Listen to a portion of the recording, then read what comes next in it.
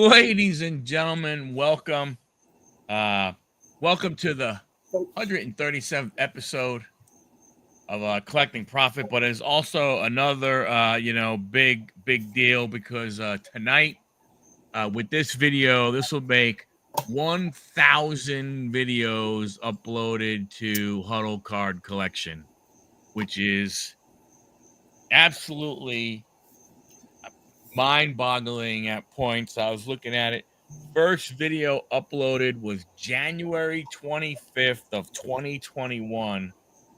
And here we are on my daughter's birthday, August the 13th.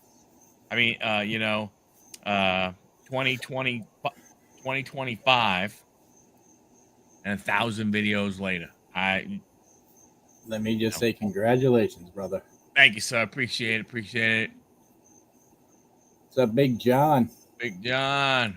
Johnny. John, happy birthday, John. Happy birthday, niece.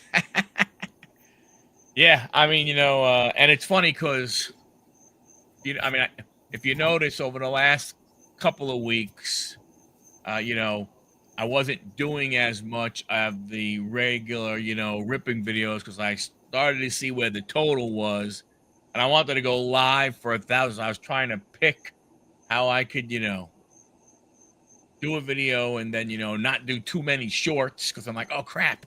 I uploaded 3 shorts. That's actually a total of 4 videos. Uh-oh. Yeah, I never was it was never the expectation. Never knew what to expect, but here we are 1,000 videos later, and it's just, again, a little bit on the mind-boggling side. So what do you got going on, Johnny? How are you? Not bad. Not much at all going on. Just hanging out at the house and enjoying time with the wife. What's up, Lockin? How are you? What's up, Logan? Brandon? Brando, I sent you a text, brother. That's good. We very nice.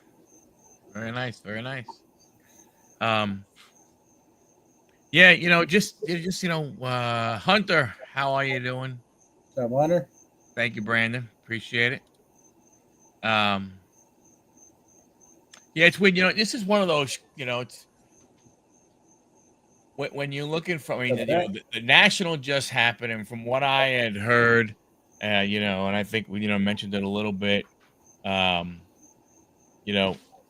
didn't seem as though there were as many deals. Thank you, Zach, as people were talking about. I know some people, much. You know what I'm saying? I don't know if you heard anything.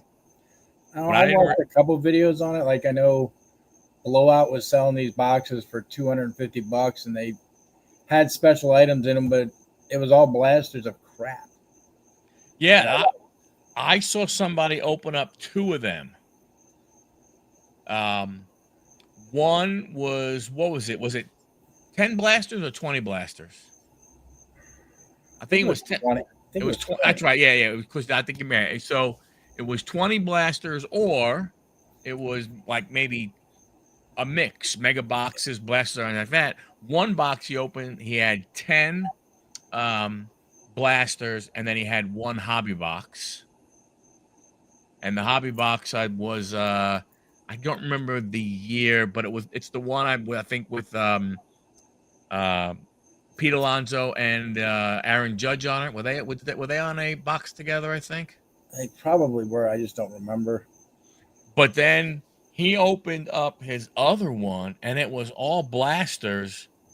And the thing that irritated me more than anything out of the whole, he might not know, but one of the ones that he pulled out, he was flipping it around, and it had that sticker on it from Walmart. The one that says new lower price, and I'm going, you got to be kidding me! They threw a blaster from Walmart in one of those boxes.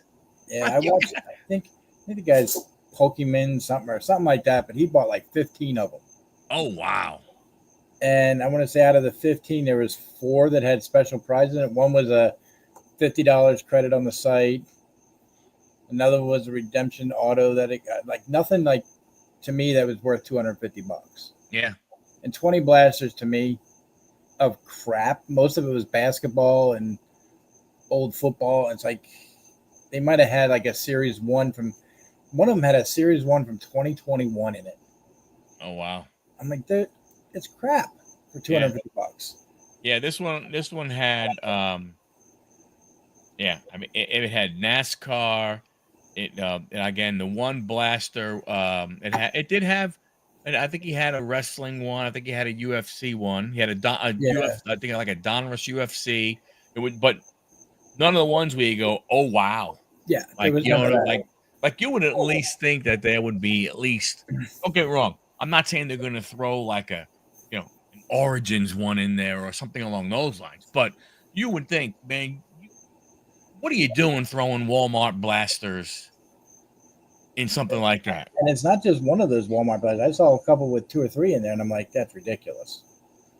What's up, Maddie? How you doing? I mean, throw in, you could have one of those boxes out of all of them that they had there, have a 2018 blaster from baseball or 2022, but something that you had the chance of getting something good.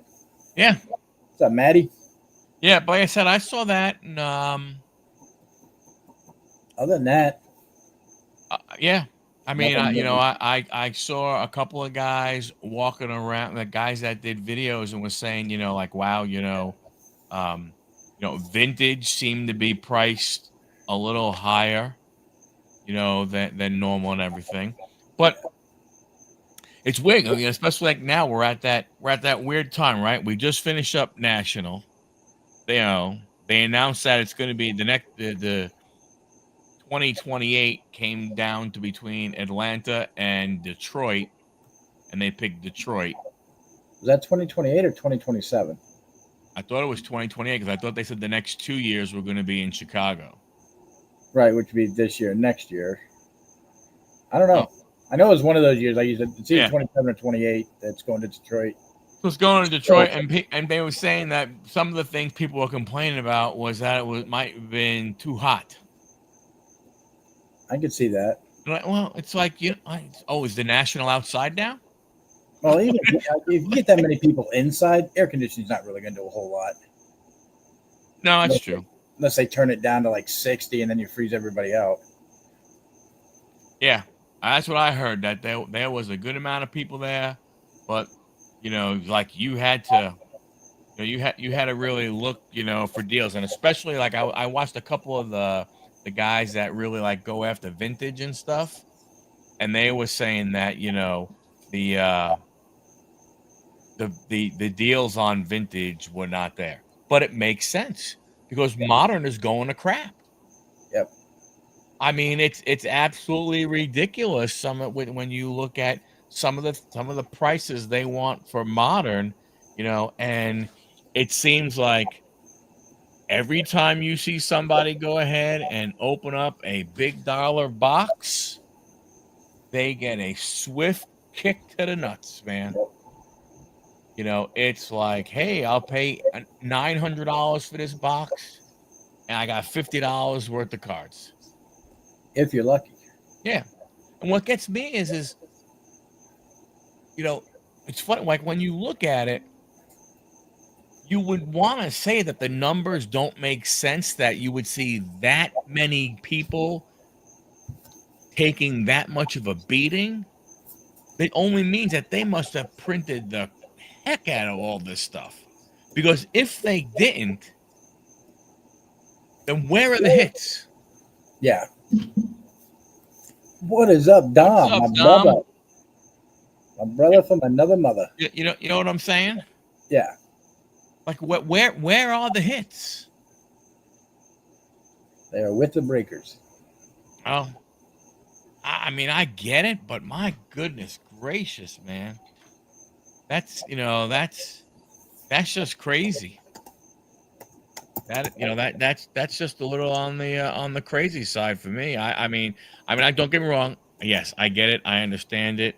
You know, it it does go ahead and make sense. I mean, when you think about everything that is going on, um, with I'm surprised we're not hearing more about eBay Live. From that standpoint, you know what I'm saying? Yeah. We're not hearing that there's more stuff being hit on eBay Live. You're still now again. I don't know if Leighton and some of those. I gotta believe eBay won't let the backyard guys. They're on whatnot. They're lock stock. They're not going anywhere. But I just wonder, from a standpoint of are any of those guys going ahead and getting any of the big hits, or is it still just the standalone ones? I know there's a couple on Fanatics that have hit some. I can't remember what, but I've seen a few of the top shorts, and a lot of them are on Fanatics. Yeah, they get less cards and the low tier players. Yeah, yeah. It's definitely true. This one was crazy. I mean, that whole big thing that went ahead and came out with that thing, and that guy wound up going ahead and unaliving himself in Indiana, saying how much stuff is fake and all the other stuff out there. That is crazy. I mean, I think we all knew there was enough of that fake stuff out there, obviously, but yeah. And it's not even a guarantee with PSA, Beckett, or any of them that they're guaranteed. Some of them can make mistakes. Oh, guaranteed. No, it comes up authentic, and it's really not. Yeah, no doubt about it. I just, it was but to see it, and then again, it makes you wonder. Oh, guy's 20 minutes from where Maddie lived. Wow. Yeah. And it makes you wonder, what is so I want, it would have been. I know we could never find out because it's not something that they would keep track of, or but I really would wonder how much of the sales at the National were people buying autographed cards. True. Yeah, I don't think there'd be a way of tracking that, though. Because you think about it from that standpoint, right? If you go ahead and if you go ahead and look at it, I mean, I don't know. If I saw, two cards and one was, autographed and one was not, it would make you think, twice. Yeah. Because the thing that gets me is I guess so I'm just wondering, the fake ones, they had to be more like not equivalent to TTM, but I would think that card did not say on the back, hey, this autograph is certified, by Topps, by Panini, by whoever, right? Right. Like I would think those weren't the fakes. Yeah, I mean, because how would that have gotten that? How would they have gotten those and getting them? Those to me, I don't know how. I mean, you wouldn't have been able to get those in boxes. I mean, you would have had to have figured out a way to get those cards from, and then fake all the autographs, right? So I'm saying there would probably be ones where if you're looking at the autograph and it doesn't have that it's certified by Topps, even if it is PUSA, authentic, or DNA, or whatever it is they call it, Yeah, I agree. Because you look at Steve Grad. He used to work for PSA and Beckett, and they've shown that he's missed them a few times as far as grading. So, I mean, you've got people out there that it's not a guarantee. I mean, the only way you can really guarantee is kind of like what Dom says there. If you're there getting the card signed, take a picture as he's signing it or do a video as he's signing it. You know it's that person signing it. It's not anybody else. Right. like, yeah, like the national it does have autograph sessions. Yep. But unfortunately, depending on, like, the first national that I went to, Fredlin was going to be there. So I went to, I went and I got his. So I have, I went, I watched him sign it. So I know, okay, I know I have at least one real one. I'm hoping, the other ones that I have, the ones that are at least on cards that say certified by by Tops or certified by Panini, whatever it may be.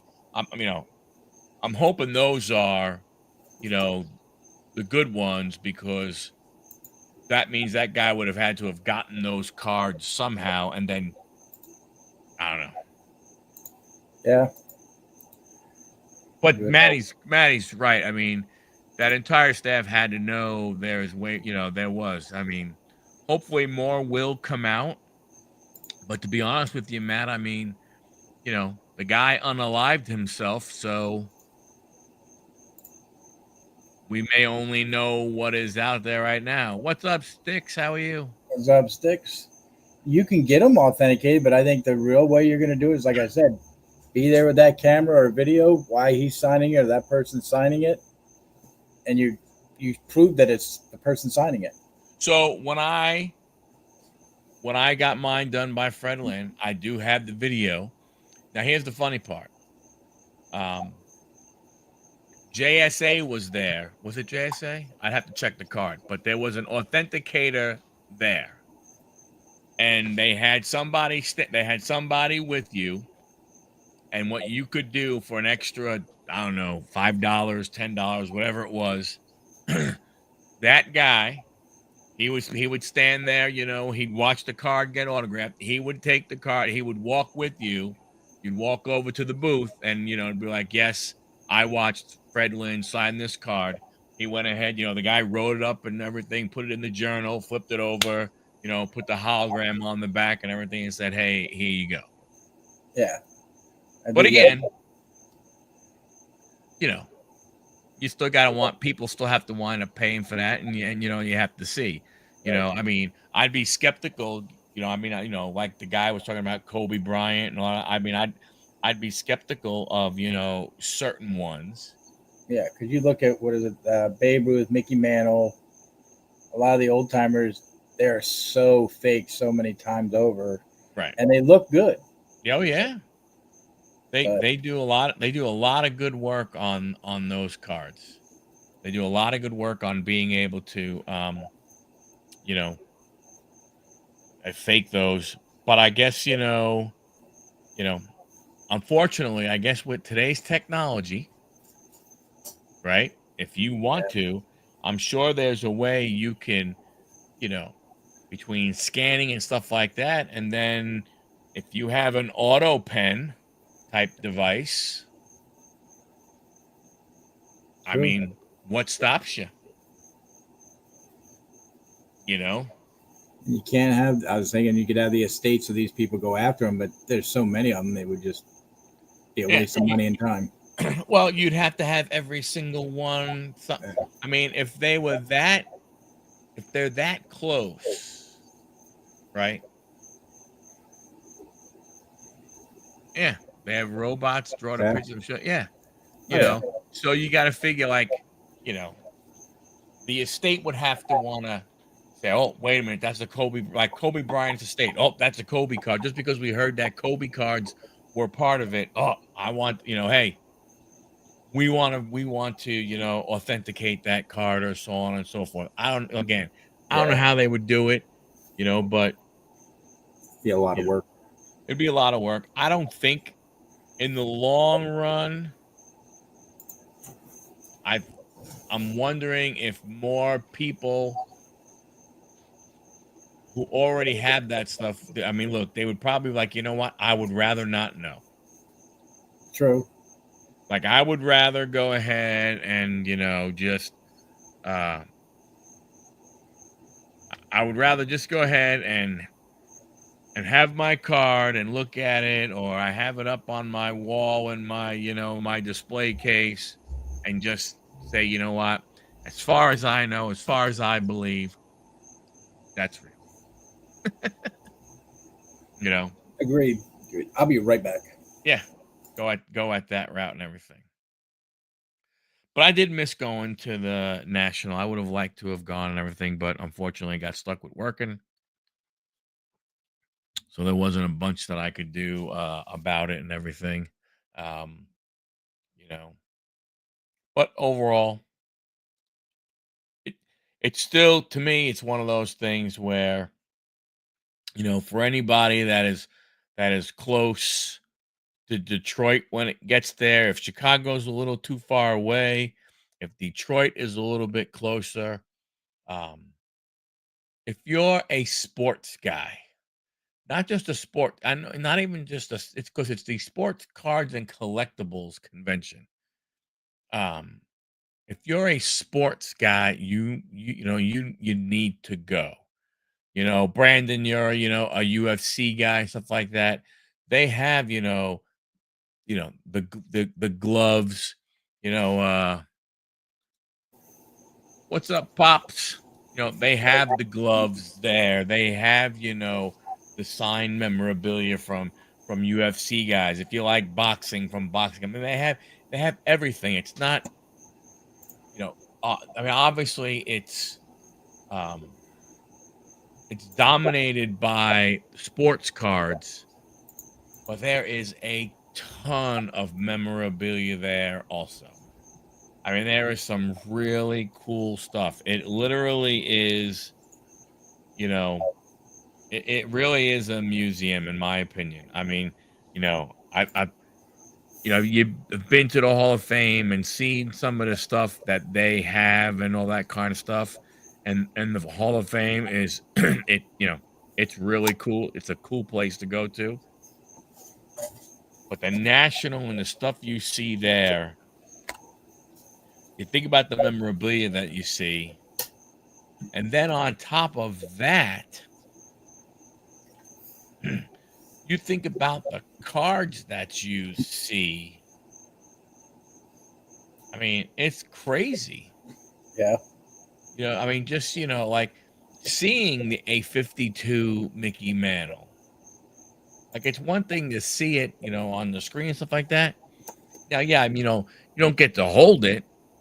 I mean, you probably could, you know, but just to go ahead and, and be there and see it and stuff like that. And, or the Jordan rookie, or, the Babe Ruth Gaudy, you think of all those types of cards and stuff like that, that you get to see. And then it's not even that. And you look at the modern players, right? You know, Yeah. the Soto, 101s, the Otani 101s, the Trout 101s. Just, you look at those, you look at those players and stuff like that. You actually get to see some really, really cool stuff, Yeah. you know. So, but hey, national, it's pretty good, everything. Um, you know, but interesting stuff going on with baseball, man. Holy cow, all of a sudden some races got tight. Man, the Dodgers lead has disappeared.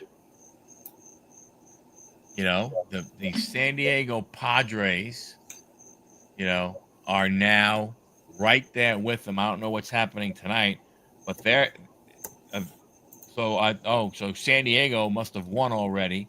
San Diego now has taken over a half game. Sorry, Brandon. Detroit has seen their lead shrink. Houston saw their lead go ahead and go away. I mean, it's just, baseball's crazy right now. Yeah. The Phillies had a 6-game lead. Now they're down to 4.5. Yeah. The Brewers are still doing good, 8 games up, but that can change. The Brewers, I mean, man. I watched that series against the Mets and everything where they abused the hell out of them. And uh when you look at that roster, man, they just have a bunch of baseball players, right? Like, they don't really have superstars. They have a lot of really good baseball players. But the thing, but yeah, Brandon, yes, your Dodgers are struggling, but the thing is, you look at where they are, and you look at all the injuries that they have that they were able to go ahead and get through, and now they're starting to get their guys back. They could be scary. Yeah. Yeah. Hopefully the Mets can do their thing and make some more waves and stuff and make some things happen. I know their game got delayed tonight, but looks like they're doing. Looks like they're doing pretty good. Juan Soto went yard against Cookie Carrasco. So that's always good to see. But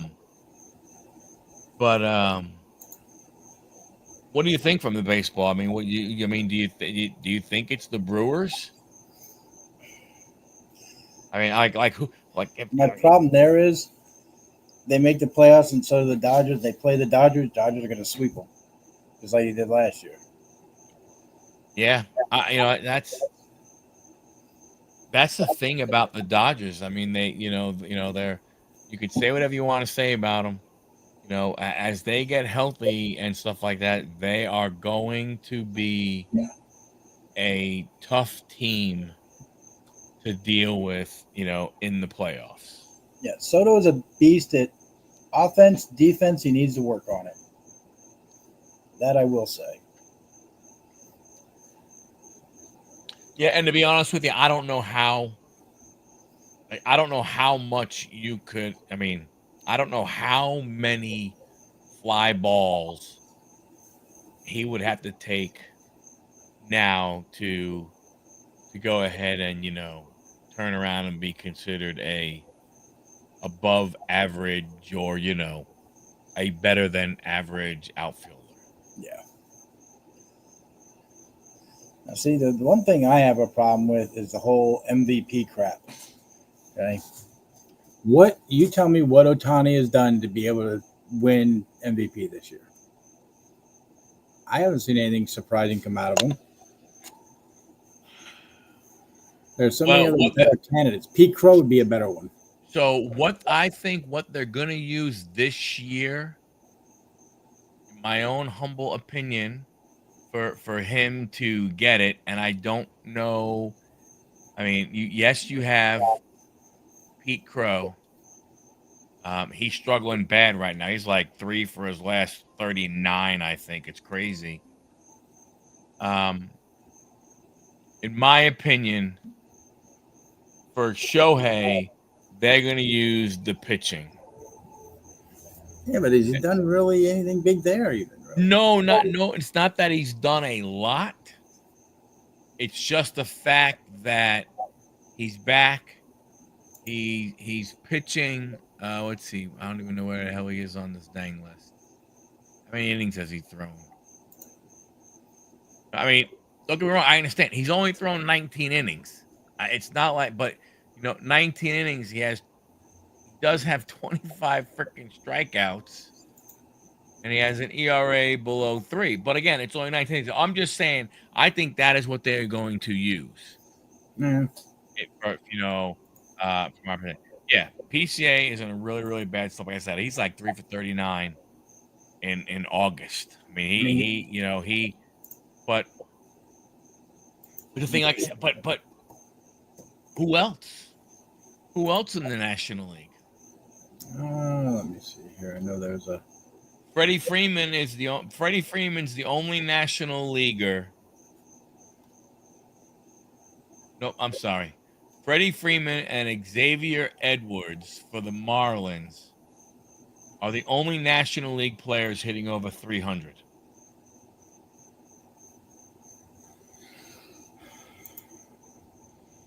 They're going to look and they're going to say, man, Shohei, 40-something home runs. He's going to steal probably, I don't know, he probably will get up to about 30 stolen bases.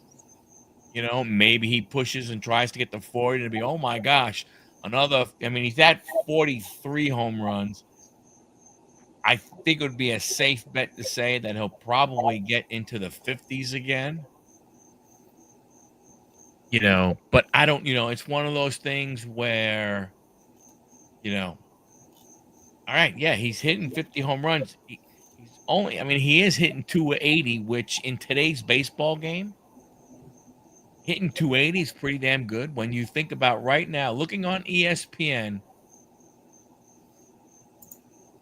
there are only 9 players in Major League Baseball with qualifying number of at bats that are hitting over 300. 9. 9.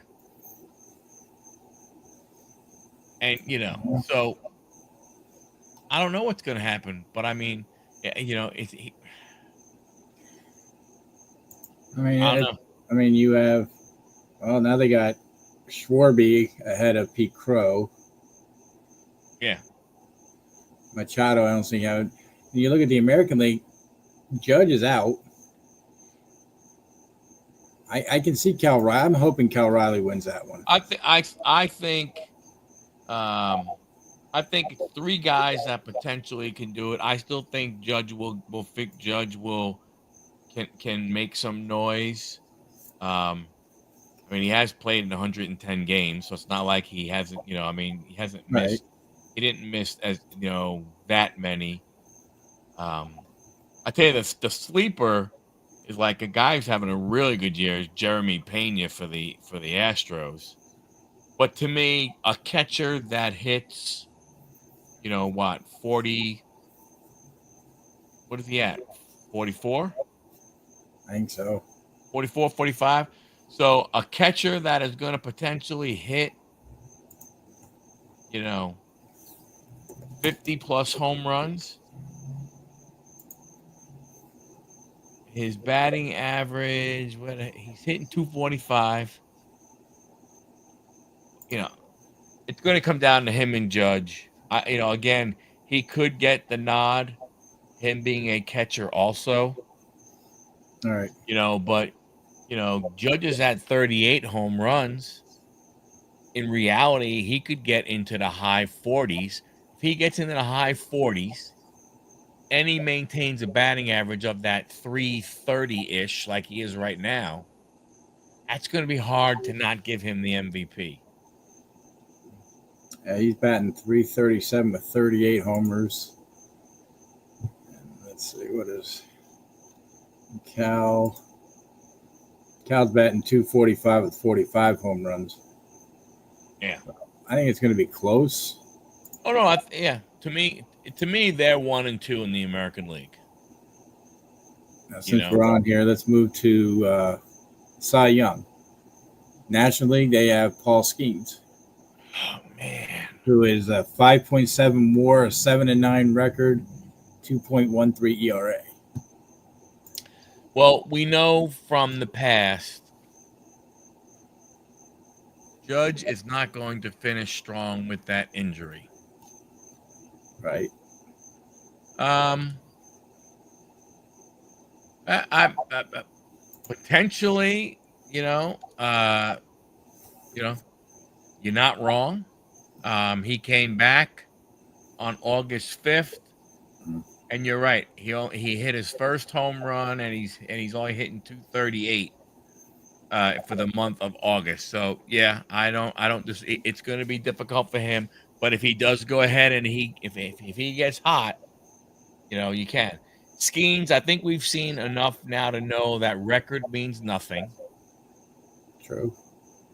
So if they're going to look at ERA, WAR, strikeouts, he's going to be hard to beat.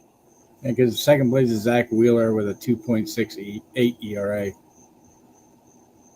Although he's first in strikeouts with 189. Yeah. And over on the AL, you have Scubal and Crotchet guys, I call them. Well, I tell you, the guy who is a sleeper for Cy Young, and if his team stays how it is and they keep going, Freddie Peralta is having a really good year. Freddie Peralta has 14 wins. He has a 2.9 ERA. Is that AL or NL? NL. NL. Now his WAR is 3.6, but you know his strikeouts to per 9 innings is 9. 148 strikeouts. If his team does well, he's got a shot. I think it's going to be hard to get past the name recognition of Skeens or Wheeler. Phil. It's going to me. Yeah, it's going to get hard. It's going to be hard to get past Skeens and Wheeler. You know, from the names. Yeah, because the other two in there are Christopher Sanchez and Logan Webb, which can't see either of them. And then on the other side, you have Nathan Eovaldi and Joe Ryan. Yeah, I tell you that the American League is a tighter race.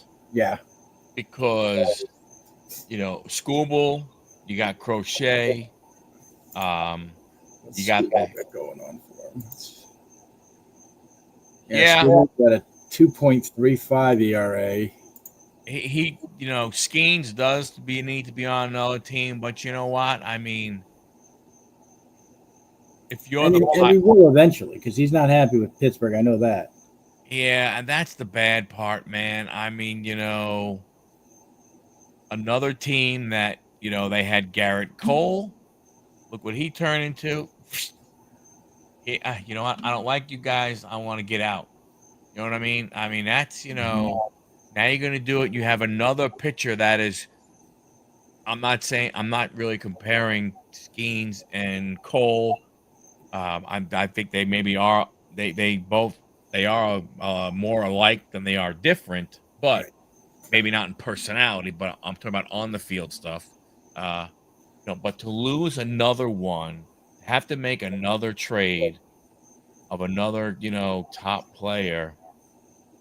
That sucks for Pittsburgh. Yeah. You know, I'd love to pick him up on my Nationals, but I know that's not going to happen. We need some pitching like that. Yeah, I mean, you're going to have to. The only bad, I mean, the good thing is that they control him for a while. The bad thing is that, you know, if he keeps pitching the way he's pitching, you know, he's not going to want to stay for sure. And then when you know Pittsburgh has to go ahead and trade him, which they're not going to want to let him walk and get nothing for him, the only way they're going to get the most value is to trade him while there is still some team control. Yeah. Because then because if you're the GM of the Nationals, you would really probably love to go ahead and trade for him when the team still has 2 years of control left, because then you can see how he does that first year, see if you could offer him a big enough deal. Like, he shouldn't have to prove anything to you. You know what I'm saying? Yeah. So he shouldn't have to prove anything to you. So when you get him there, I would think you would target, if you're going to go all in, to do it with 2 years of team control. That first year you get him, you try everything you can to go ahead and trade, you know, make the trade, try and sign him. If you don't, then you can trade him that year to somebody who still says, "Hey, I got 1 year worth of control." Yeah, I'm Skeens is looking going to at make a lot soon. Isn't he a super 2? He probably is a super 2 because he got through the thing. Well, I'm looking at his contract now. He's under a pre-arbitration contract with Pittsburgh, earning a base salary of only $875,000 for this season. He's projected to be arbitration eligible in 2027 and can be a free agent in 2030. The speculation is potential record-breaking contract extension, potentially exceeding $44 million AAV. And yeah, there's no way the Pirates are going to pay that. No. Mm-mm.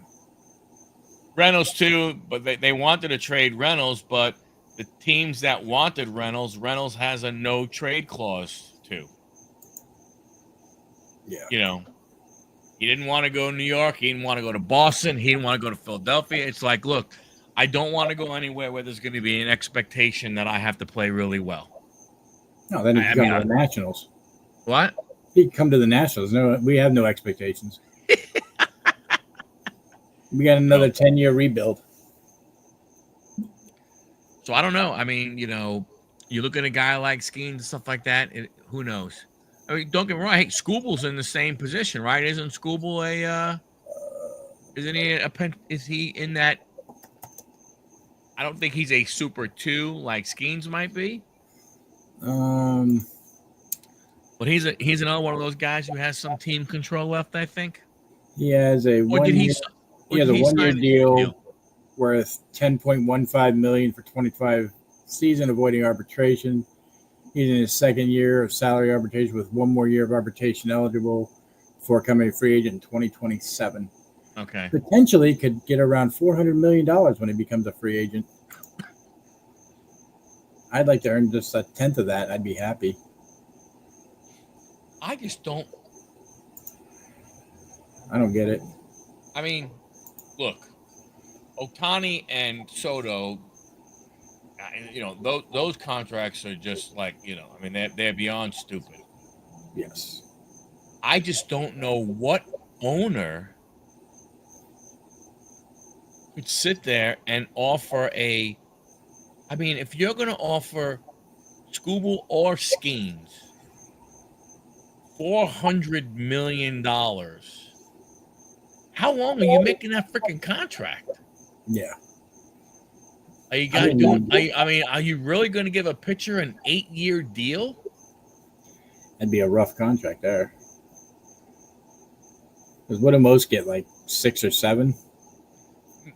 They used to, but not. I don't even think you see that anymore.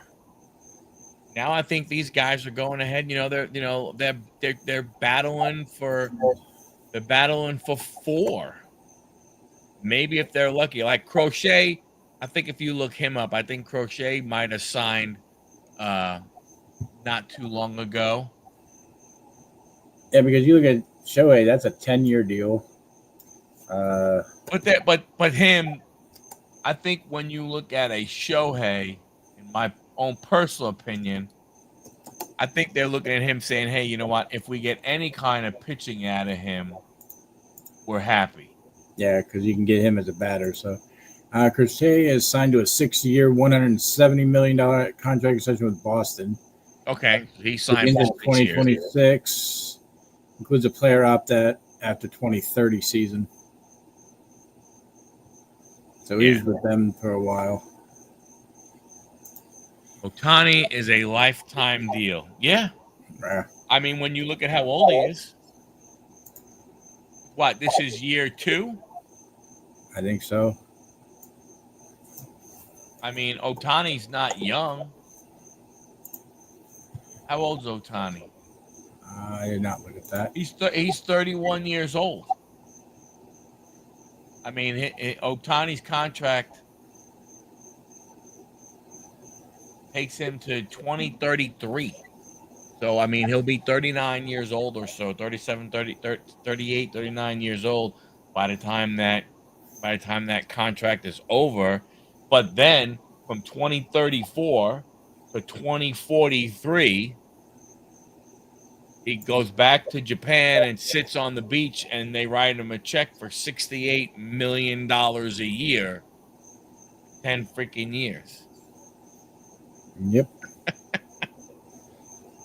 Yeah, first 10 years he gets $2 million, following 10, $68 million. Yeah.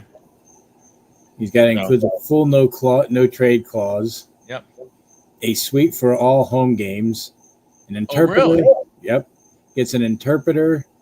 They can also opt out of the contract if the team's president or owner leaves.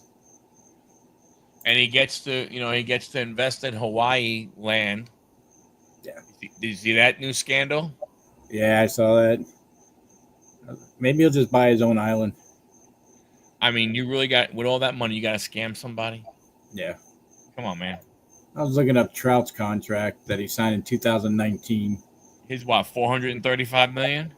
12-year worth 426.5 million. Yeah. And a $20 million bonus, signing bonus, extends to 2030, average about 37.1. Full trade clause, meaning he cannot be traded without his consent. That's right. Must be nice. I wonder what good old Kershaw's contract looks like. Well, he's been doing like the 1-year deal thing, all right? Who, Kershaw?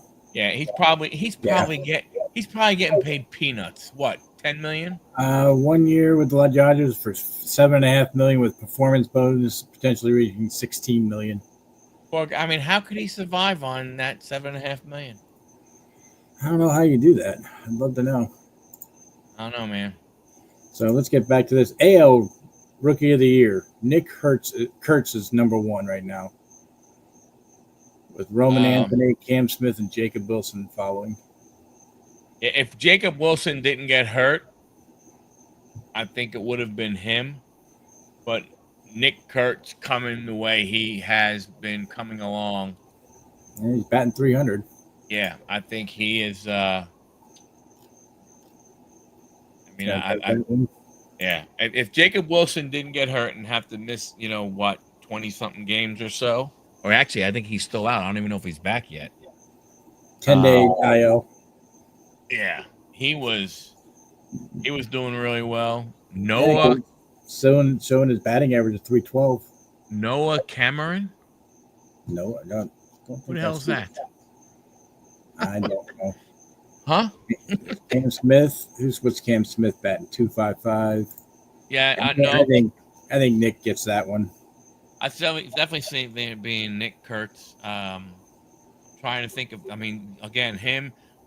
Jacob Wilson, I think, was the leader. And I would say he was the guy who was trending, maybe to finish, in the top 2. I think he still probably is, but AL Rookie of the Year, Noah Cameron. I'm looking him up. Hang on. Come on. He must be a Kansas City Royal. Yes, he is. He has no consecutive games. His ERA is 2.52, 26 earned runs, and 16 games pitched. I don't think so. Maybe, but I doubt it. And then the National League, you have Isaac Collins, Drake Baldwin, Augustine Ramirez, and Jacob Mizorowski. I would find it hard to believe you'd give it to Mizorowski because he's on the DL, number one, and I don't know if he will do enough. Collins, I mean, watching him play when they played against the Mets and everything, I mean, really good ball player and stuff. None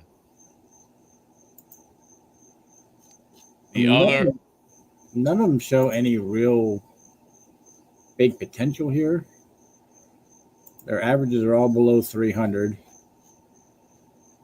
Collins has probably got the best chance. Baldwin isn't doing that great, or Augustine Ramirez isn't doing that great. Yeah, but I think like Baldwin, a catcher, but he's not the full-time catcher, right? Baldwin is split. I think he's still splitting time. I don't know what the split is. He's still splitting time. I think I just think that there's certain things that just go out the window. I mean, I hate to say it, but I really do. I think they're not going to look, because they're going to look at averages and going to go, okay, they all sucked this year in batting average, right? None of them were really high enough in batting average, so the heck with it. So then it comes down to Baldwin or Collins. He's the number 2 pitcher for Kansas City Royals. So you look at Collins, 288, 8 home runs, 41 RBIs, OPS of 0.833. You go down and look at Baldwin, 285, 13 home runs, 52 RBIs, and a .823 OPS. So kind of close to each other with things. So I think it's going to be. They are, but Collins is. But look at the teams. Yeah. Sports Illustrated Rookie of the Year favorites. Maybe for next year. I mean, is Cameron doing that much where he could potentially go ahead and win this year? I mean, well, he wouldn't Rookie of the Year. He wouldn't be a favorite next year because it'd be kind of the James Wood scenario. Oh, what? He had too many at bats? Probably. Although he's a pitcher, so maybe not. 16 games. Where the hell's his innings? 93 innings. So if he keeps going, he's 6-5 with a friggin' 2.52 ERA. I mean, he does have a 3.2 WAR. You know what? Hey, if he wins, good for him. I don't know. For him. Dylan Cruz was on that list for a while. He was. And then he got hurt, but I did not see very much out of him when I was watching the games and stuff that he was playing. I'm like, yeah, you're good, but I mean, James Wood was better. But Woods is the only bad thing is Woods has seemed to. I mean, he's still doing good, but it's like it just seemed as though he was. Yeah, he's kind of leveled off a little bit. I mean, they beat the Royals tonight with him hitting a home run, but I mean, he's got 25 home runs, but it seems as though he's had 25 home runs for a while. I'm not saying, and there's nothing wrong with that. Yeah, like in August, he's only hit 1 home run so far. Yeah. And wow, he only hit 2 home runs in July. Yeah. I noticed when I look at the games, they're not playing him every game either. I've noticed that CJ's played a few more than him. And even CJ really hasn't, to me, proven himself. But CJ's just too he's just been too inconsistent right now. Yeah. In my opinion, CJ. Orlando, what's happening, buddy? How are you? Hope all is well. No wonder he's not playing so good. Who? Woods. He's only got a 1-year, $765,000 contract. Doesn't include. But he's under arbitration, right? It says signed a 1-year deal. The contract includes $764,000 guaranteed. He currently is in pre-arbitration years. Yeah. The salary near the league minimum. The Nationals control Woods' rights through 2030. Yeah. So I'm sure if he keeps going the way he's going, they'll re-sign him to a decent contract.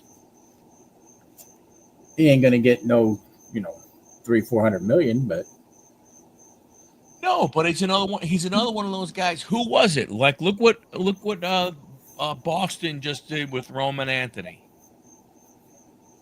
They just signed him. What, a week and a half ago, maybe, or a week ago, to a good contract that basically goes ahead and buys out a bunch of his what do you call it, like arbitration stuff.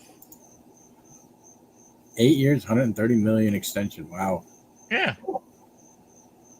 With a potential of $230 if he meets certain performance-based incentives. Yep. When do I get a $5 million signing bonus? That's what I want to know. Just saying. Yeah. But that's what I'm wondering. Like, would a Skeens consider doing something like, or like to your point, you're saying like he doesn't like it there, right? But you look at some of these, like you look at some of these other things. Well, look at the A's, the Athletics. Look at them, right? For instance, yeah, with a Wilson, with a Kurtz, Lawrence Butler, right? They have some of these young guys. Are they going to look to do those types of deals? 8 years, 140 million, 8 years, whatever it is, to lock up some of these guys, to get them through. It's kind of like what the baseball team from Georgia did with all their guys, right? They got them to somehow give like a you know a weird type of discount for some strange reason, and they signed these long ass deals, 10 years, 70 million, 12 years, 150 million. They signed all these kinds of contracts and everything. Yeah. I don't know if the A's would put it there. Although I could see, and this is going to suck, but I can see the Dodgers putting that kind of money out.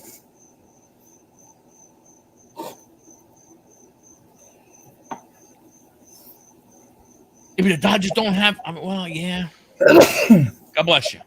Thank you. I mean, you'd think it. I'm pretty sure this is going to be Kershaw's last year. And they don't have what's his name anymore.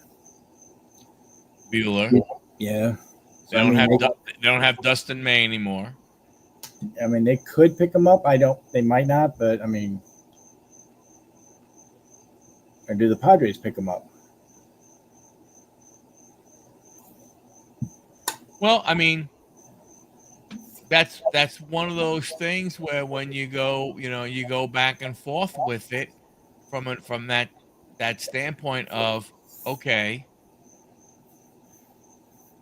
just looking at Paul Skeens, right? How many teams can afford him? Now, forget the luxury tax and all the other kind of stuff, but how many teams are going to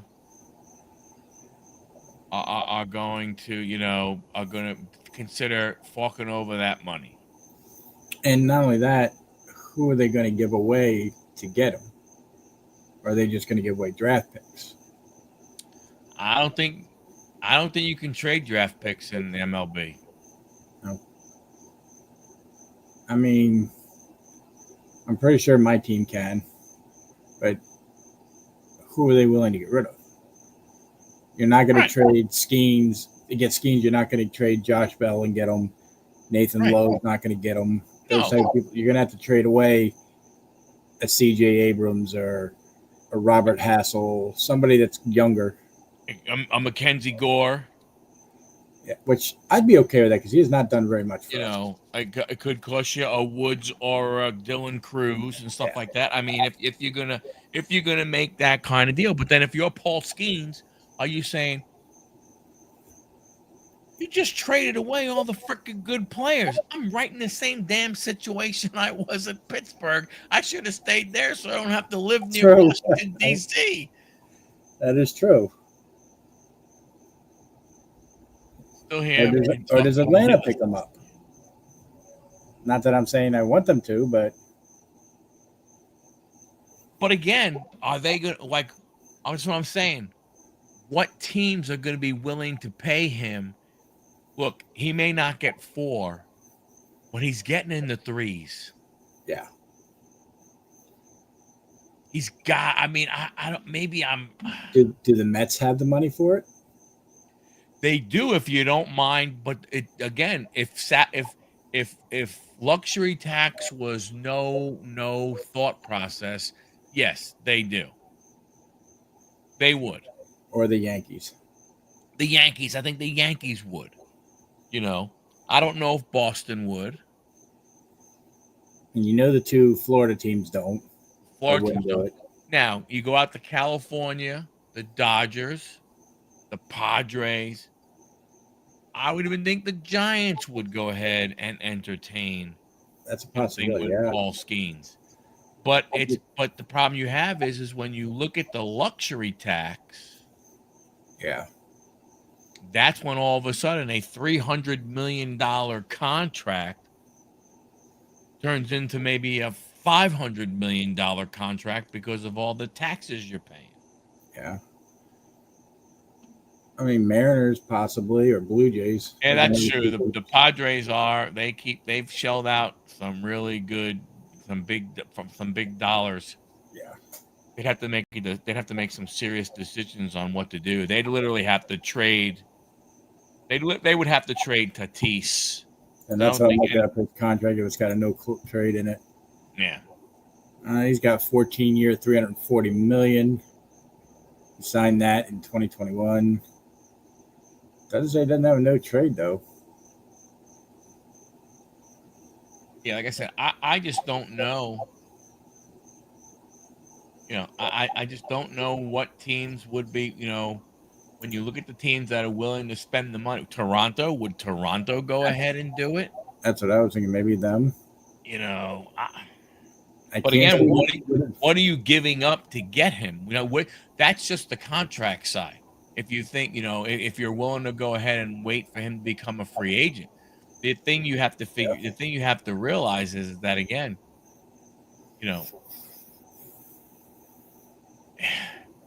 that's why I'm wondering, if you're him, you're taking a big chance, which is fine. The pitcher has to, the player has to. I get it. So he's going to take a chance, and he's hoping that if I can't get out of here before arbitration ends, man, I better stay healthy. Yeah. I mean, the White Sox maybe trade up Lou Bob and a bunch of cash, maybe. I don't know. Yeah.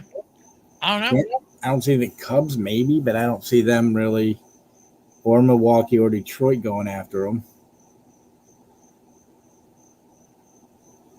Florida teams, no.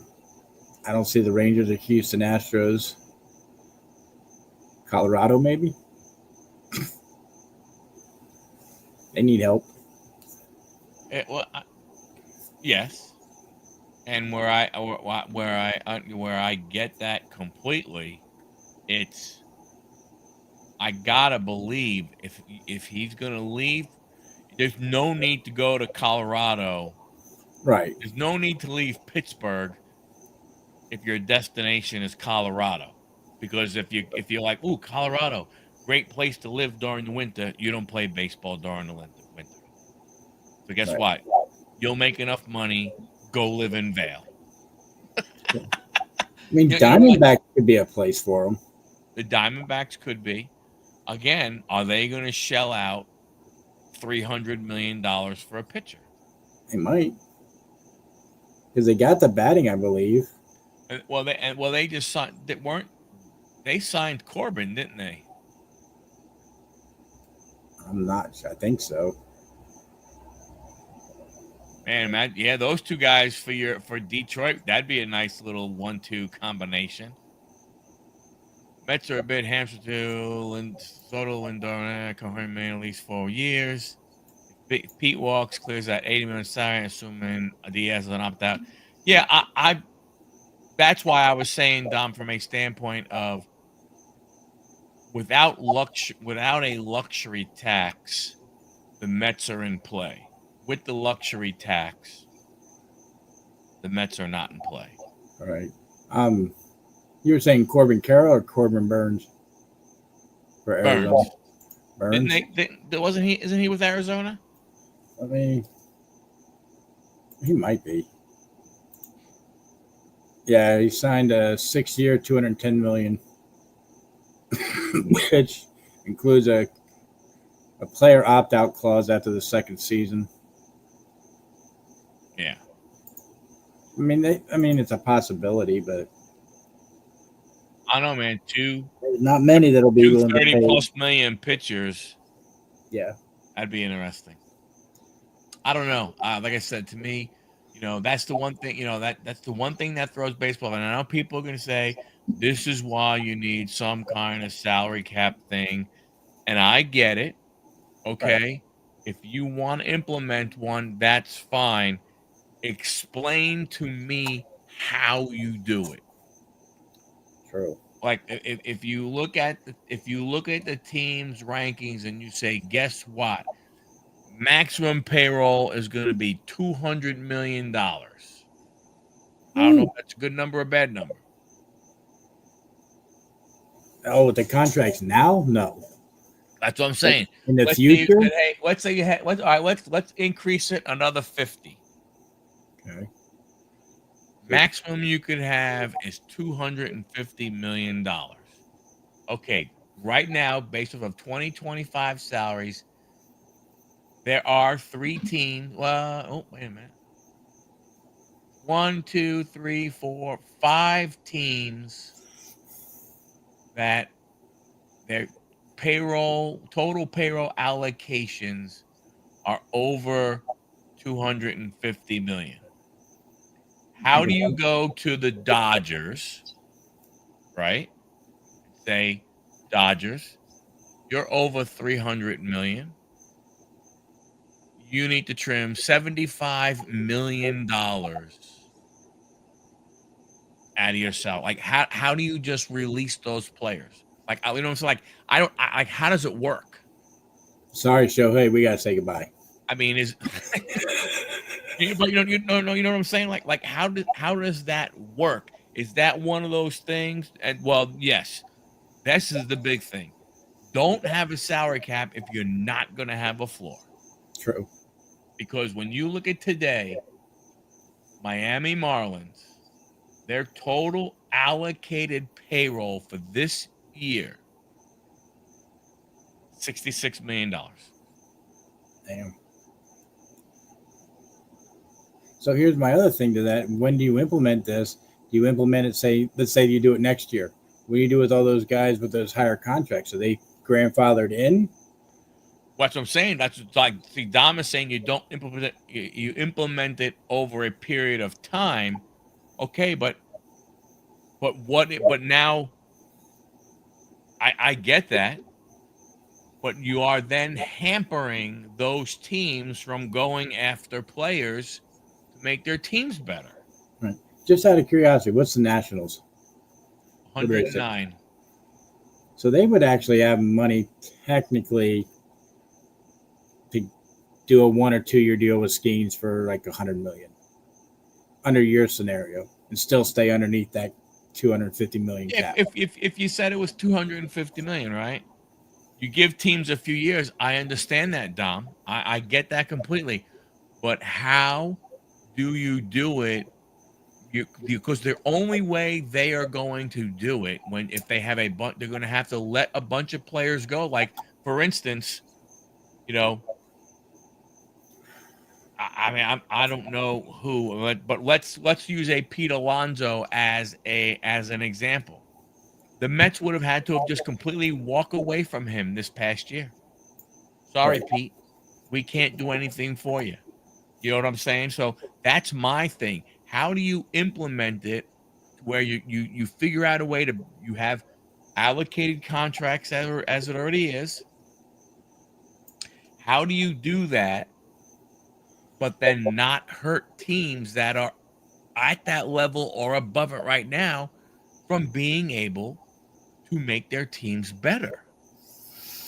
Don't get me wrong, I don't know, but the NFL did it,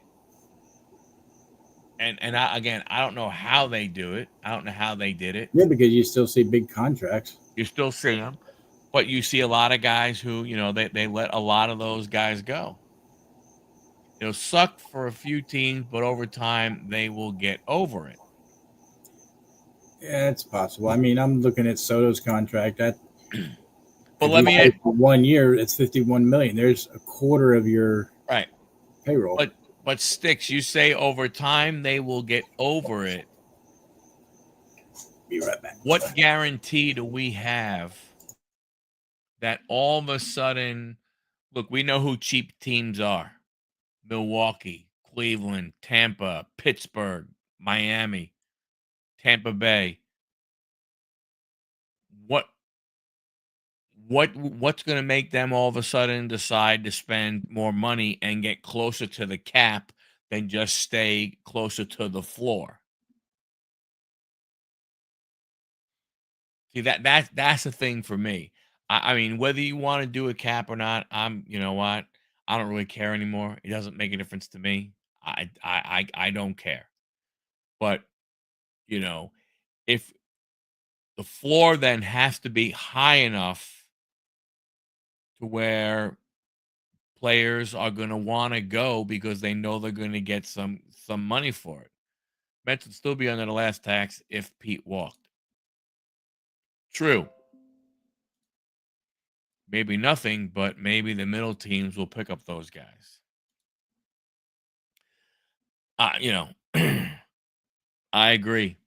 It would take it would be interesting it would be interesting to see how the younger players would vote if it came to a player vote. Right? Because if you've already signed your big contracts, if you have already signed your money and you got your money, if you're a Juan Soto, you're Lindor, you're Shohei, you're Mookie Betts, you're Alex Bregman, you look at these guys that are getting, big contracts, you may not care. If you're Paul Skeens, do you want to see a salary cap instituted? At this moment, probably not with all the big contracts you're seeing. Right. And then not only that, but I mean, now you go from being a free agent where, let's say, you can't sign with your own team. You go to a free agent where you have an opportunity for 29 teams to sign you, to give you the most that could all, if they wanted to, give you offer you the exact same deal, to maybe all of a sudden now you have a salary cap and all of a sudden you've taken a third of the league out. Yeah. Because they can't go over. It eliminates your choices. Yeah. Because you know that you're not going to go to technically not going to go to a competing team because they don't have the money. Yeah, that does make it interesting. That's what I'm saying. Again, if you're Paul Skeens and you're looking and all, Miami at that point would be Las Vegas, the White Sox, Tampa Bay, Cleveland, Milwaukee. Milwaukee's a good team. You could win a World Series there. Are they going to pay you? Right. Milwaukee has shown that, other than Christian Yelich, they really don't have big contracts. They didn't want to offer Burns. They sent him away. You look at, Josh Hader. They knew Hader was going to have to get paid. They send him away. So it is. If there's a cap, there has to be a floor so teams can trade players to equal out. Look at Sevy's A's contract. Yeah, I mean, I guess you could do the same thing that the NBA does. You have to make the money work. So you can't take back, you know what I'm saying? You have to take back the same amount of money. But that doesn't matter from a contract standpoint, because if I'm going to trade Paul Skeens and Paul Skeens is only making $3 million a year, okay, so I only take $3 million back. We're not really talking about the players who have the contracts. Right. It's the opportunity for players to go ahead and be able to get their maximum dollars if you would institute a cap. Again, now here's my other thing. Does that salary cap include the signing bonuses and potential play bonuses that they get? I don't know how that works. I don't know how that works either, but I wonder if that would they try to include that and be like, okay, well, it's $250 million, including any incentives you want to put out there for them as well. So if you do that, that's going to make it even harder. Because you could give Paul Skeens a $200 million contract. Well, all right. Well, in order to make that $200 million, you've got to win so many games. You got to take us to the playoffs or whatever, and you earn progressively better bonuses, I guess. Yeah. Dom's got a point with the floor. What are you going to make the floor at? It can't. The floor has to be substantial enough. Right. You know what I'm saying? But I don't know. For instance, you have the Miami Marlins. Again, Their 2025 allocated salary is $66 million. Are they going to agree to a floor that is $150 million? Right. And say, guess what? You now have to go ahead and pay. You have to figure out how it is you pay however many players it is another $90 million to get to the floor. So that means you're gonna overplay a bunch of you're gonna have to overpay a friggin' some stiffs who can't play because who's gonna want to go there? If they're just gonna go there for the money, they're not gonna care. Right.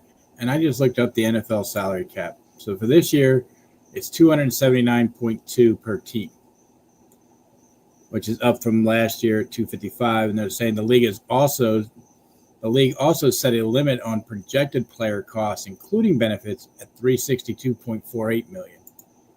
So that, I guess, would include the bonuses that they get, maybe. Yeah. So if you did that for baseball, say 350 million or 50 million, including bonuses, does that open up more opportunity? This, I don't know. No, because like Dom says, the floor should be way above the revenue sharing numbers. Agreed. What's that for MLB? They should have to. For too long, the owners in certain locations just tanked and not cared. Exactly. The guy that got thrown out for the Clippers, Sterling, and whatever, Donald Sterling, he made comments that he could not give two shits about his basketball team because with the revenue sharing that he got just owning a Clippers team was stupid amounts of money. He's like, what do I care if I go ahead and put money? What do I care if we suck or anything? I get my revenue sharing. Right. Oh, that's expensive. So What? I'm looking at the MLB revenue sharing. Local revenue contribution. Each MLB team contributes 48% of its net local revenue into a central pool. Just the local, they put 48% in. Yeah.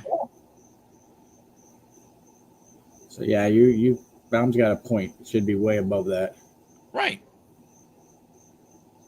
That's what I'm saying. Where is going to be the incentive? What? Hey, Anthony, how's it going, buddy? Welcome.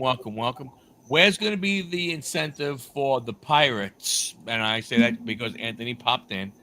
Their committed 2025 payroll is $83 million. Anthony, if you want to join us, feel free to jump on. I don't know if you send him the link. Thank you, sir. Thank you very much for the love to have you on at this point talking about Skeens. We're talking about Paul Skeens and the Pirates, Anthony. But where's the incentive? What? There isn't any. Right. Where are you gonna have it? If you do that salary cap, there is no incentive for him to really go anywhere at that point. Because if you're not, like I don't know how. Again, not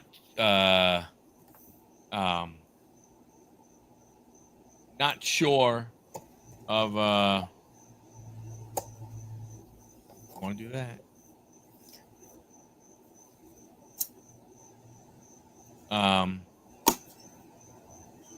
He could technically sit back at there, earn what he's earning, and hope that Pittsburgh picks up good players to make it a challenging team with a salary cap if they do that. But it's like Dom said, it's going to have to be done gradually. I sent an email to Anthony. All right. Right. But again, I will go ahead and I'll say it, over again is that, are these teams want to make money also. Right.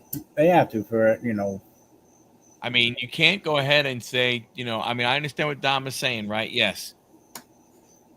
Each team is worth billions. If the owners say they can't compete, they're lying. Sell the team. I don't know. Are they lying? I'm not saying that. They get their revenue sharing. If you were to tell them they have to spend all their revenue sharing on the product, do we all of a sudden believe, will the stadiums be full? Because then that's the only way they're going to make their money. The only way they're going to make their money is ticket sales. Yeah, I'm looking at my Nationals. They're valued at $2.05 billion. Right. They were purchased in 2006 for $450. In 2024, the team generated $316 million in revenue. So I mean, and they're not a competing team, obviously. They're still making that kind of money. That's a good point. You're start at 350, then 3, and work your way down. Because if you do 350, you can do like NFL does and say, look, 350 is the max. That includes all your little bonuses that you give them and all. The next year you drop it to 275 or 300, then 275 and work your way down. That might help, but again, Skeens ain't moving at that point. I think he's going to stay. If they do that. Well, it's the union. The only way it's going to happen is you would, number one, baseball contracts are guaranteed. Right. As soon as they finish signing the last letter of their name, boom, they get the contract no matter what. Right. That's their contract. Ticket sales, merch, right? But TV revenue. I mean, they're not if they're not getting ticket sales right now. I mean, they're depending on what the revenue is. Are more people going to? I mean, how many baseball fans are there in Pittsburgh that are not watching the Pirates because they're not that good of a team? Right. And if all of a sudden they become a good team, are they going to watch them on TV or are they going to go to the games? I'm not saying anything. I just don't know I don't know how you implement something. I don't know how you go to the top teams. We'll use the Dodgers, the Mets, the Yankees, right? I don't know how you go to those. What's up? What is going on, gentlemen? How are you? Lateness. No worries. Heard you talking about Paul Skeens. I had to go and throw on a Pirate jersey real quick. We're just saying, from a, you being a football guy and everything, and you understand what the cap, and we're just talking about how if the MLB went ahead and instituted some kind of cap, mm-hmm. How could you make it work? I don't know. That would be difficult. You would have to basically have every team be able to spend the same amount every year and then enforce them to actually spend it, because that's one of the things we struggle with here in Pittsburgh is actually spending our allowed amount. Now that we have Skeens, maybe we'll actually use more of it, but it seems like the Nuttings are kind of dead set in their ways, unfortunately. So hopefully we'll. And I just looked it up for us. The collective bargaining agreement ends next December. Right. Owners are pushing for the salary cap, but I don't know if they'll actually get it. I don't think it says like what they're pushing for, like amounts. Yeah, and I don't know amounts out there. And how many owners, will dig their heels in for no cap versus, from that standpoint, number one. But number two, again, like I said, I don't care if there is one, but is Paul Skeens going to want to stay in Pittsburgh just because they pay him $30 million a year? If he doesn't, I'll Celtic ride him back. By that I mean kidnap him, make him stay. You know what I'm saying? Are we okay then with players just going to a team so they can go ahead and get the most money that they can? Because that's really what baseball is going to wind up becoming. Yeah. Pretty much what it is, and those teams that pay are the only ones that can really win. Right. And do you feel Paul Skeens is a $400 million pitcher? I do, but then again, I'm a homer, so Paul Skeens is the biggest thing that the Pirates have had. God, since I can't even remember when. Maybe probably Willie Stargell. Yeah. Keith Bryan was big back in the day. I mean, Keith Bryan was big, but not Paul Skeens big. O'Neal Cruz never really got up there enough. Well, he's Cruz still there at least. Too. It's just like Keith Bryan, they shipped his ass out. Here. Yeah. You got Dick spending like over $1 million on one of his cards to put on display here. It's like, that dude is beloved. I keep hearing that he's not happy. Who, Skeens? Yeah, with the Pirates. He plays for the Pirates. I wouldn't be happy either. And I'm a diehard Pirate. Well, I wouldn't say diehard, but I'm a lifelong Pirate fan. So yeah, I probably wouldn't be happy either. You know, he probably wants to be like a Yankee or, you know, have some kind of chance to like win a championship. That's what I'm thinking. If he's going to go anywhere, it's going to be to one of those teams that has that ability to get there. I think even the Phillies have a shot at him if they do. But I would love to see him actually want to be a part of the Pirates organization, but I think it would really take a fundamental change in ownership.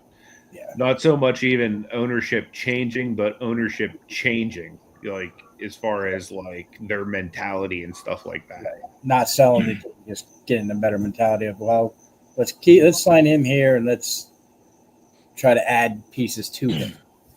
Yeah, I mean, because they have like some decent pieces to build around. You know, like I know, like in the offseason, they were talking about like them potentially going after like a Vlad Guerrero or, you know, somebody with a bat, but like they never seem to do that. Then again, I'm sure some of these guys don't want to come play in Pittsburgh either. That's become, you know, that's where I think but you know, we could say that. Blaze Radio. What? What's up, Blaze? Blaze Radio just came in. Oh, Blaze, what's up, buddy? Good to see you, bro. How are you, sir? He's a Pittsburgh guy too. Yes, sir. I'm sorry. But I guess, I mean, look, we've seen in football where the players will go where you don't expect them to go because they get the money. Mm-hmm. You know, but football is a national game. You can say whatever we want to say. Baseball is more regionalized. You know, from that, you know, from that standpoint, you know, you don't because you have the longer season and all the other kind of stuff, right? You don't have the captivity like you do, you know, with the NFL. You know, so again, my whole thing is this, you know, if the Miami Marlins are the only team, if the Miami Marlins are the only team that can offer a Paul Skeens $35 million a year, and for some reason they decide to do it, is he going to be like, oh, hell yeah, I'll, you know, me and Liv will go hang out, you know, in South Beach for the next, you know, 8 to 10 years. We're not going to win anything, but hey, for the next 20 years we're not. But hey, you know, we'll be 10 and shit like that for the next, you know. Now, if they do a salary cap, do you thinking if they shorten the season that would help any? Like, let's say they do 88 games instead of 162. Well, they can't. If I'm the owner and I'm depending on ticket sales and TV revenue, I can't have a shorter season. You just screwed me. No. Or do you do a longer season, 200 games? You know, I you don't do that. No, hell no, man. Ain't nobody gonna watch. Just all of a because sudden, you're you know, playing a World Series in the middle of winter doesn't mean anything. In an open air stadium. Christmas morning, game 1 of the World Series.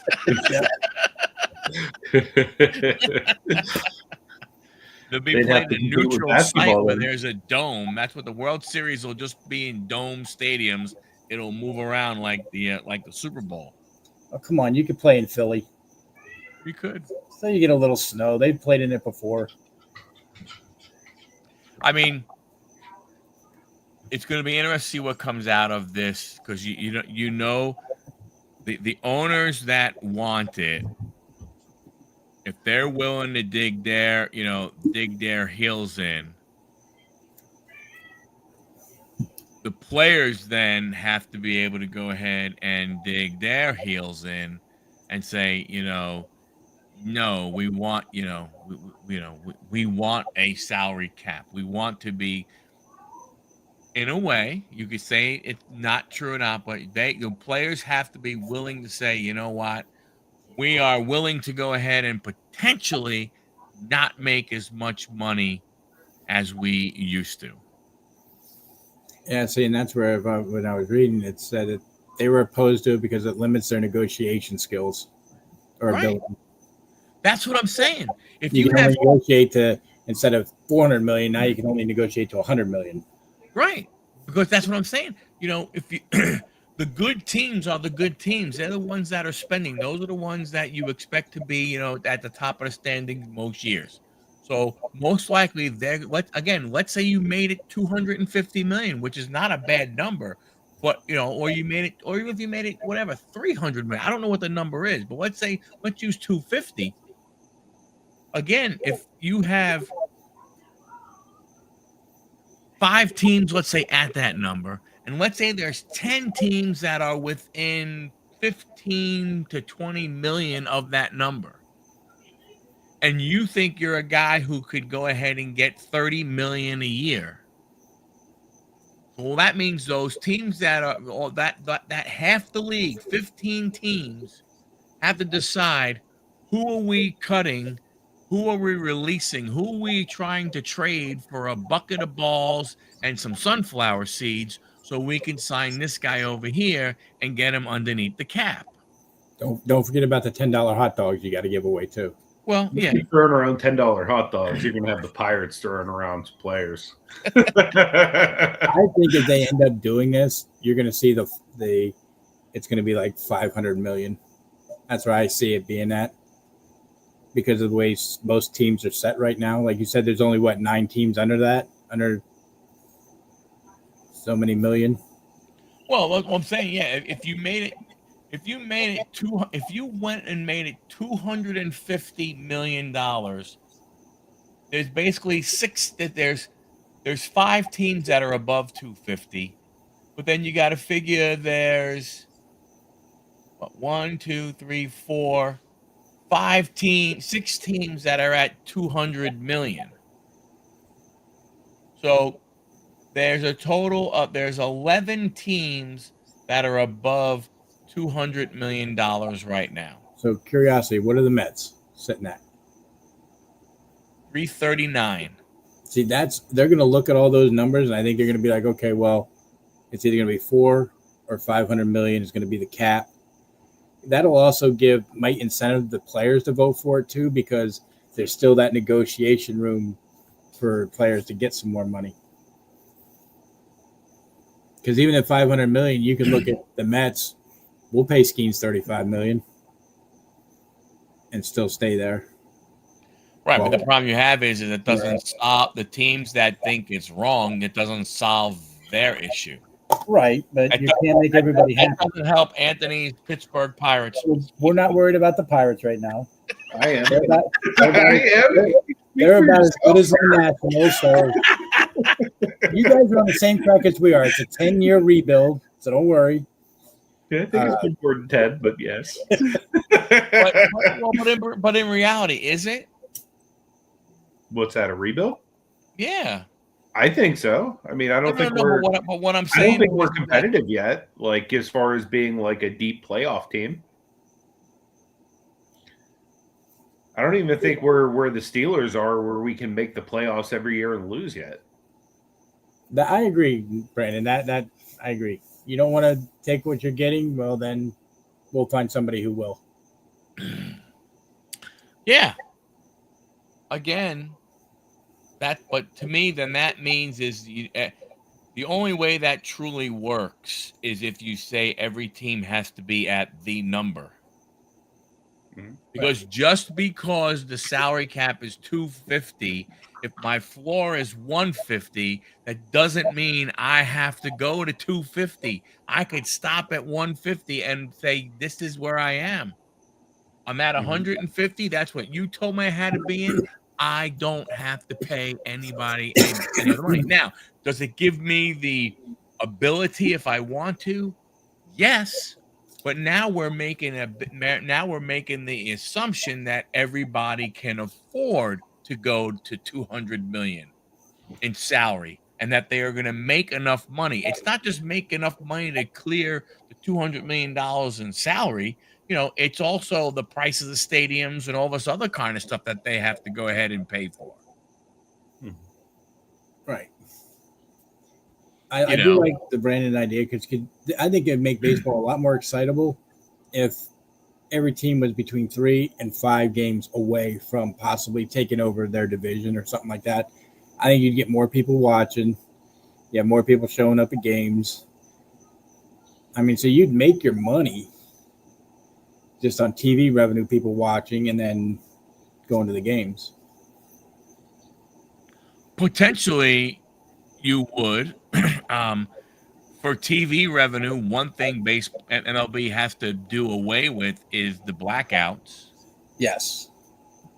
And especially some of the dumbass stuff, that like when I moved to when I moved to North Carolina, all of a sudden on the MLB network, now, the baseball team from Georgia, I think it won't be able to get. I don't think I'll be able to get Baltimore. Might not be able to get Washington. All of a sudden, now there's more blackouts that occur, so then I can't watch that team. I think across all sports they should get rid of that. I think that's just stupid. Why take away revenue that you could be getting? I agree, Brandon. It's not going to go back to that. It's going to money hungry. It's going to take a lot. The only way a salary cap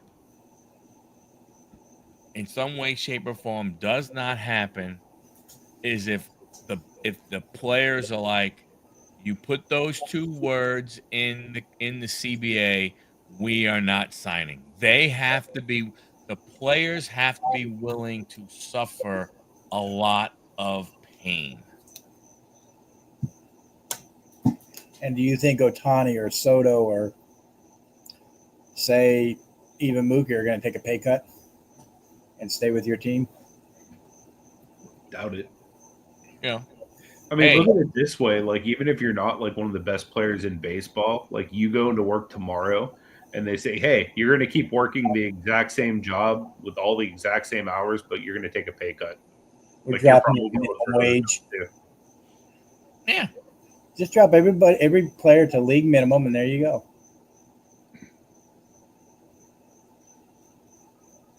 It is crazy. It is absolutely crazy, Brandon. I go ahead and I get it. And that's why I'm saying, like, I really don't care if they do a salary cap or if they don't do one. My thing is how do you convince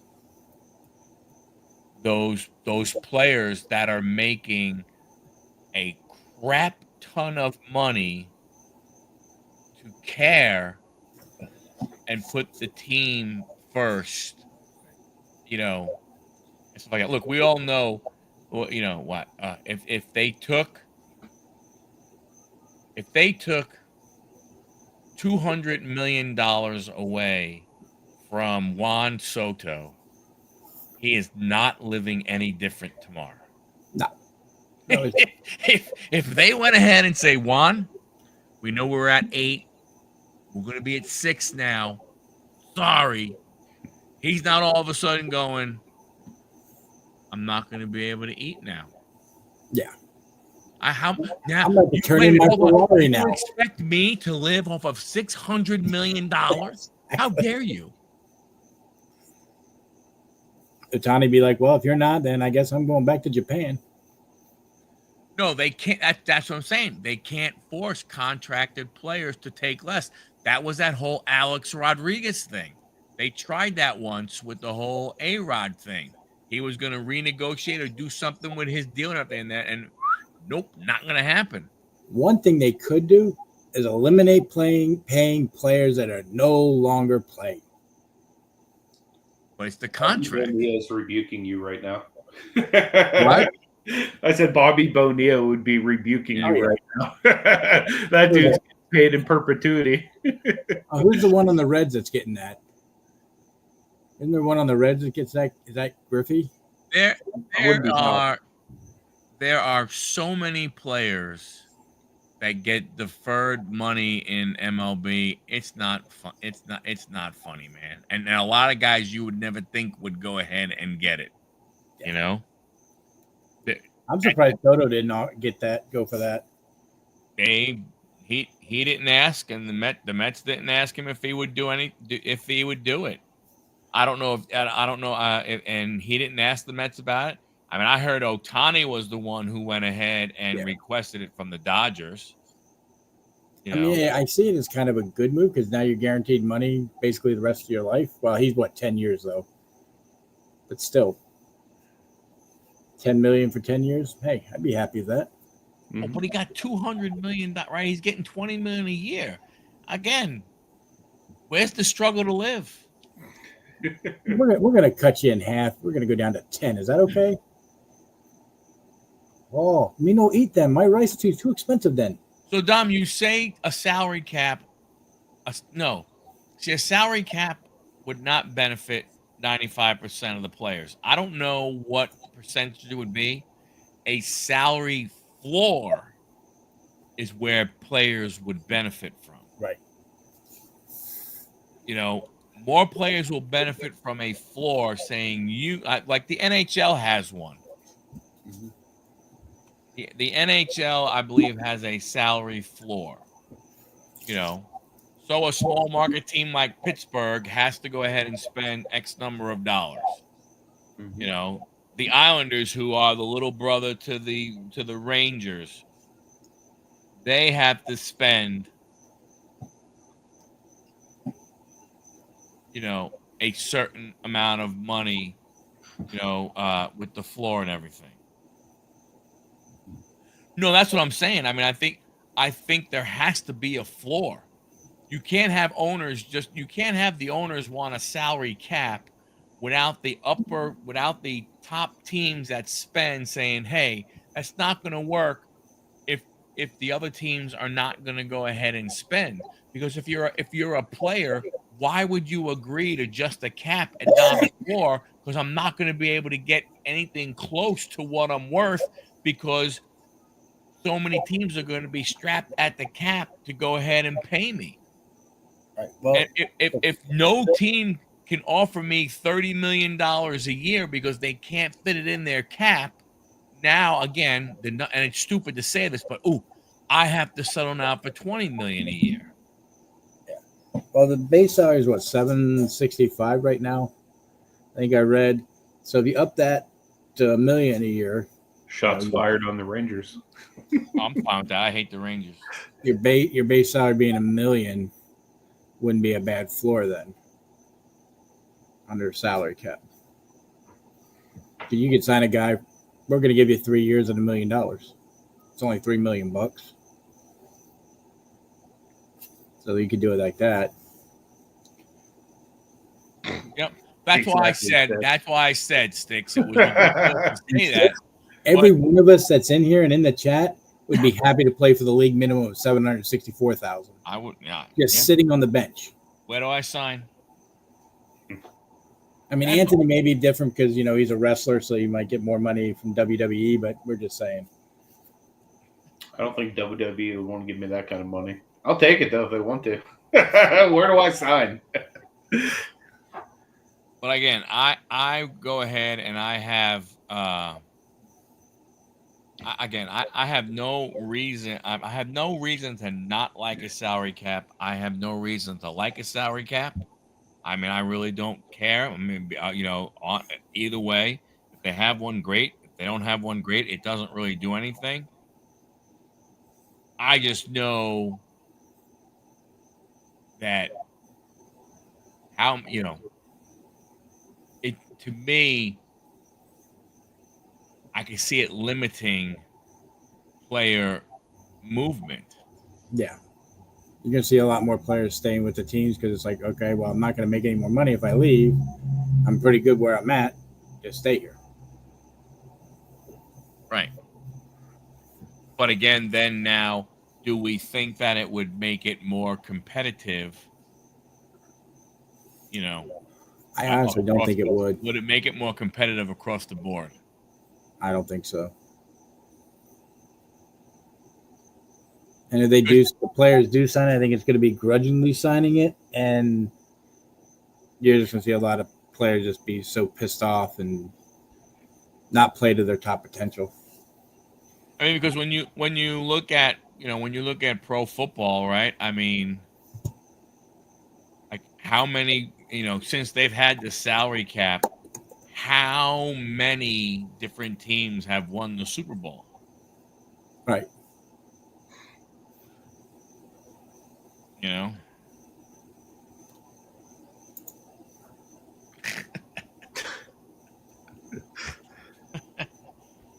Well, Dom, we always knew you were full of shit.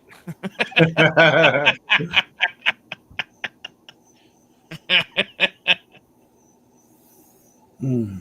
Well, I don't know. I mean, the baseball cap, it's a great, like I said. I think if it would have been done sooner, it might have worked. Like if you're coming out of, say, they did this back in the 80s, I think you would have been better off because you could raise it a little by little each time, like maybe every 5 years or so, raise a little bit, and then it might have worked, or even in the 90s, maybe. Yeah, Dom, American football is still more popular than your rugby. Yes. Guess it depends on what town you're in, too. Some teams don't really exist. That is true. Pittsburgh, it's like massive. What? Football. Oh, yeah. Like, I've been to some towns that have NFL teams, and, like, nobody gives a crap. Like, you go to Walmart, you don't even see, like, gear for them. Yeah. Yep. And in certain areas, it's tough. I mean, it's tough, it's tough here in Atlanta. The Falcons, that, again, hey, look, an owner who has just a crap ton of money. Look, he buys a soccer team. He helps build a new stadium. There's a salary cap in the NFL. Yeah, it's not going to be good enough, though. Yeah, but America, Dom. Right. I think they're trying to make it more international with doing a lot of games in different places. But, like, Steelers are in Ireland this year. Many more people watch Rugby World Cup than Super Bowls. Well, yeah, I mean, but more people watch Soccer World Cup than Super Bowls. Yeah. I mean, but if you look at the percentage of people, I mean, I bet you percentage of people where where the NFL is popular versus the percentage of people where soccer or rugby is popular, I bet you that percentage number, the NFL is probably a little higher. Speaking of NFL, I'm just going to ask Anthony, did I say anything about my Redskins? No, I didn't. Not yet. What do you think your Pittsburgh Steelers are going to do this year? What's their record? Probably 11-6. Playoff material? Barely. They might squeak by one team, but I mean, I don't know. They could still trade for like another receiver and another piece here or there, but I don't know. I hope Rodgers can reclaim that fire in a bottle, but I don't really see it happening. I think they'll be a little bit better than they were last year, but I don't think that they're ready to beat Patrick Mahomes or any of the super elite teams right now, at least in the playoffs. And Mike, your Jets? I think the schedule not that tough. I mean, it's not easy, but I mean, we got the Browns, we got, the Saints, we got the Jaguars.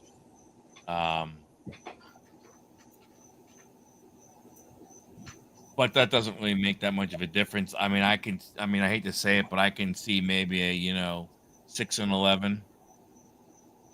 Respectable. I don't think there's enough. I mean, but again, I don't know. I mean, anything is possible. But That's true. for me personally, I don't have any confidence in the quarterback, even though people talk about how he has looked really good at times. But that's a red jersey. It's a red jersey and shorts. Did you have more confidence in Rodgers when you had him? Yes. Well, it's comforting to me. I thought not bringing him back, letting him walk. I personally thought it was a mistake. Who do you guys have right now for quarterback? Justin Fields, baby. Yeah. We basically swapped quarterbacks. Yeah. Well, maybe.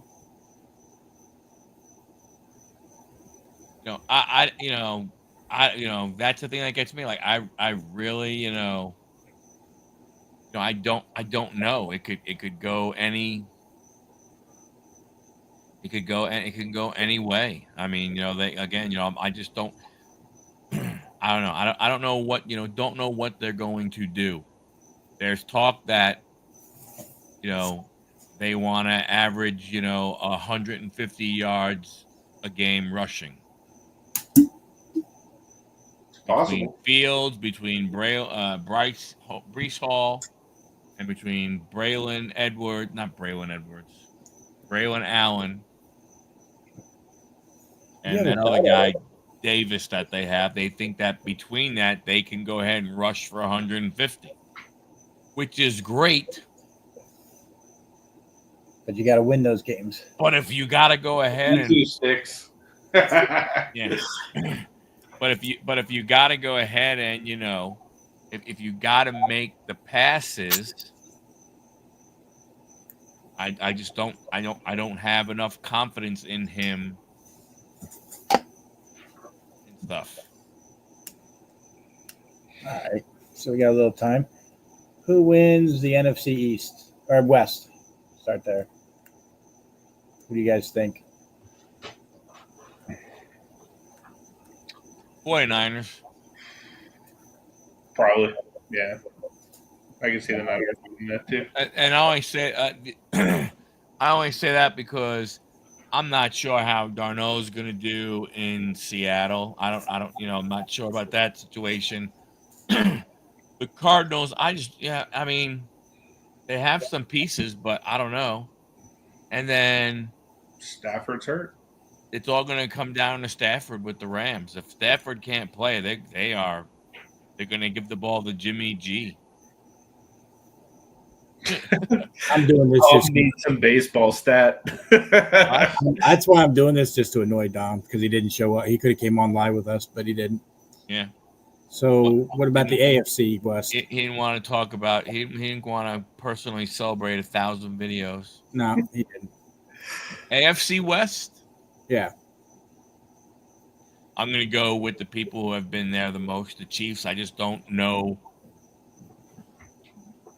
I don't know if they have done anything or lost anything to make us believe that they can't. You have a new, the Raiders are all new with a new coach and everything like that. The Chargers are potential and Denver's potential, but Denver's second-year quarterback, who knows? And you got the Chargers, from that standpoint. So yeah, it's going to be tough. I definitely see both Denver and KC both going to the playoffs. So KC will probably win that division, but I think Denver is a sneaky team because of how good their defense is. Yeah, could be. And what we got? Let's see. We move on to We'll go AFC East. AFC East should be the Bills. Yeah, I'd probably be with the Bills In too. Buffalo, Miami, New England, and the Jets. Yeah, I would think it would be. Should be a slam dunk for the Bills. AFC Central. No more Central. Oh, that's right. What do they There's the call North that? and the South. Well, whatever. Like they really need to split that up. In the North, Don't you say it, Michael. Pittsburgh. Good job. I mean, honestly, Baltimore is like leading us right now. I didn't want to say that word. Yeah, it's a bad word here. The team from Maryland. From Maryland. There we go. And how about the South? I don't think anyone gives a shit. Well, because I don't know, what? Okay, Tennessee, brand new quarterback. Tennessee, Michael. What? What? That was a cheesy joke. No. I mean, right? Tennessee, rookie quarterback. Yep. You can't expect much there. Indianapolis, they got Daniel Jones or Anthony Richardson. Yeah, it's rough. Can't expect much there. The Jaguars. Maybe the Texans. Trevor Lawrence, is Hunter enough to make Trevor Lawrence all of a sudden become that much better of a quarterback? Which leads you to Houston. I mean, I just don't. You don't see any of those teams really making any type of a. Well, I mean, look, somebody has to win it. But those teams you could literally have one of those teams win with an 8-9 record. Yep. The same thing with the NFC South. The NFC South is the exact same way. Yeah, it's gonna be rough there too. Right. Atlanta, Carolina, New Orleans, and Tampa. Atlanta basically still starting a rookie. We're still starting a rookie quarterback. Carolina, they got Young. Okay, but what they did to him, who knows?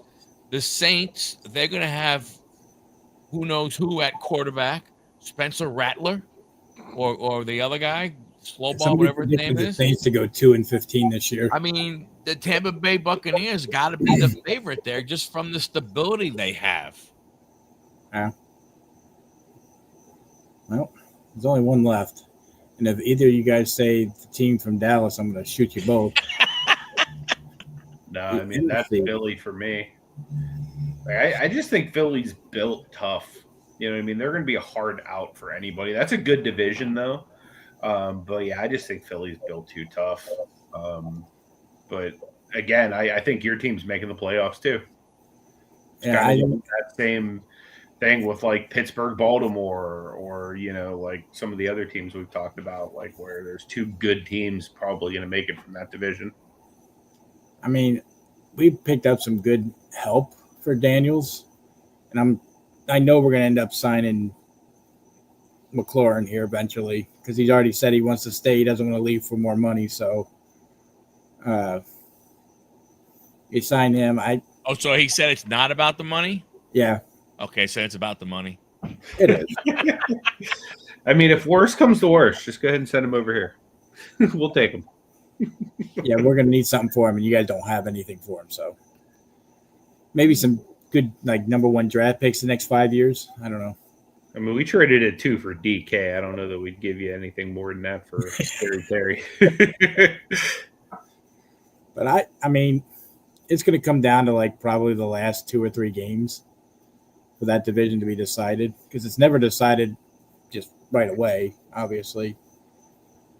But I don't see Dallas really doing anything, and I don't see the Giants really going anywhere. I mean, I see us doing at least 11-6 at worst, as good as 13-4. I don't see Detroit. I don't know about Detroit in the playoffs. I mean, I can see them making it. I just don't know how well they'll do. I mean, they were the number 1 seed last year. Look what we did to them.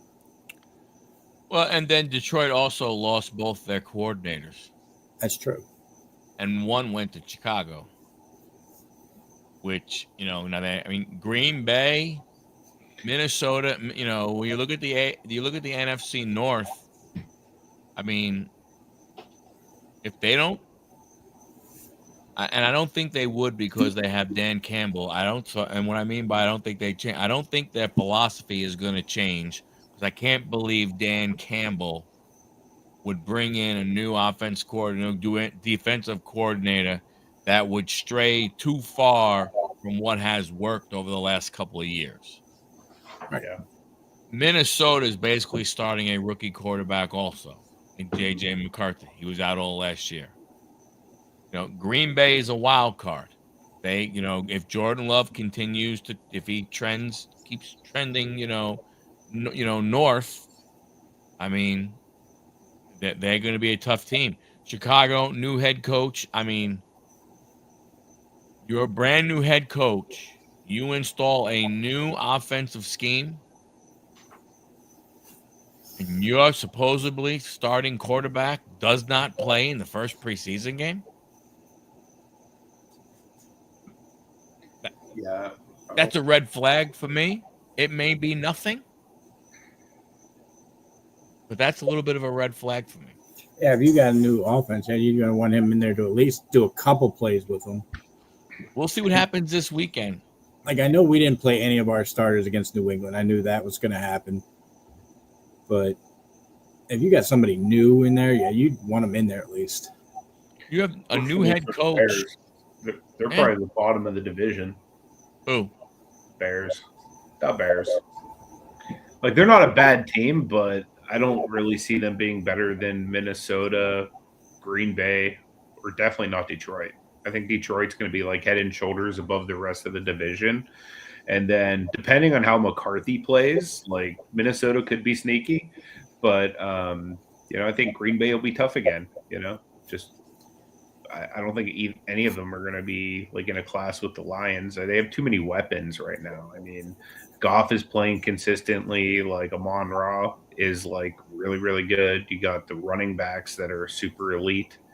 It's a tough offense. There's a lot to stop there.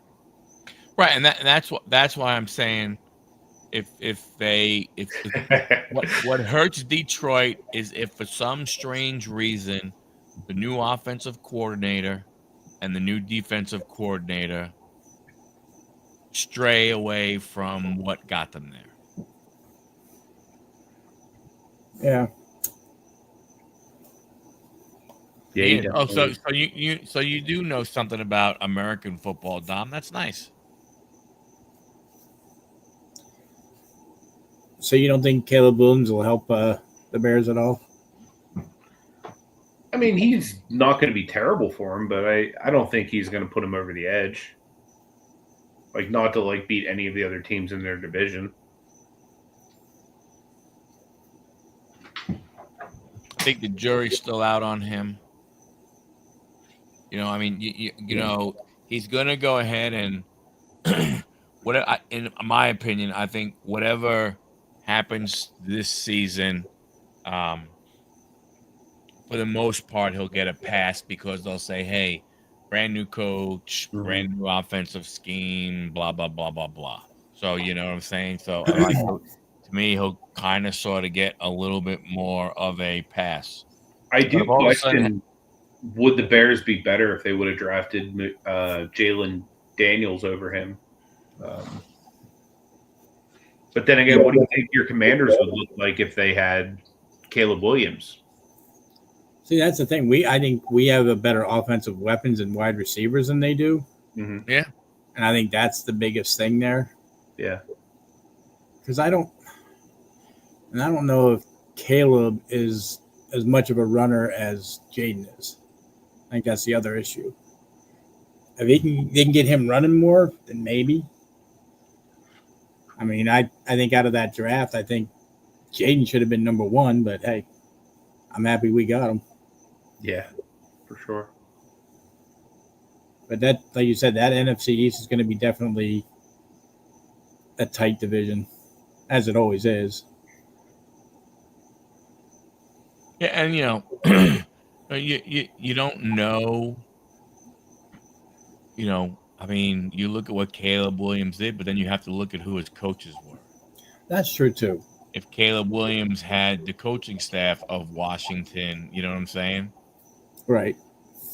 Is he, would Jaden Daniels have been what he was in Washington if he was dealing with that, He's got a point there. That, their season. I mean, their coaches. Yeah. That's true. I know.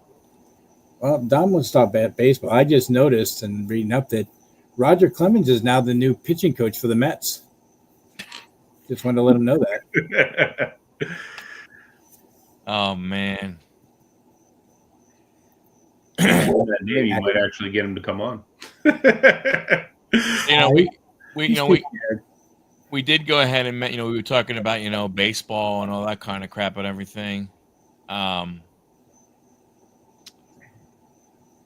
NBA Board of Governors on Wednesday unanimously approved the sale of the Boston Celtics to a group led by private equity mogul Bill Chisholm, a deal that values the franchise at $6.1 billion. Dang. Wow.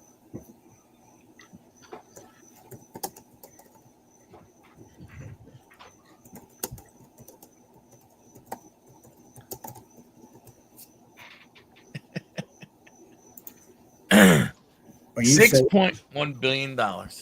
That's what the Celtics are worth, right? Yep. Just a shy under what my Commanders are worth at $6.3 billion. Not sure how they get those numbers, but hey. That's crazy.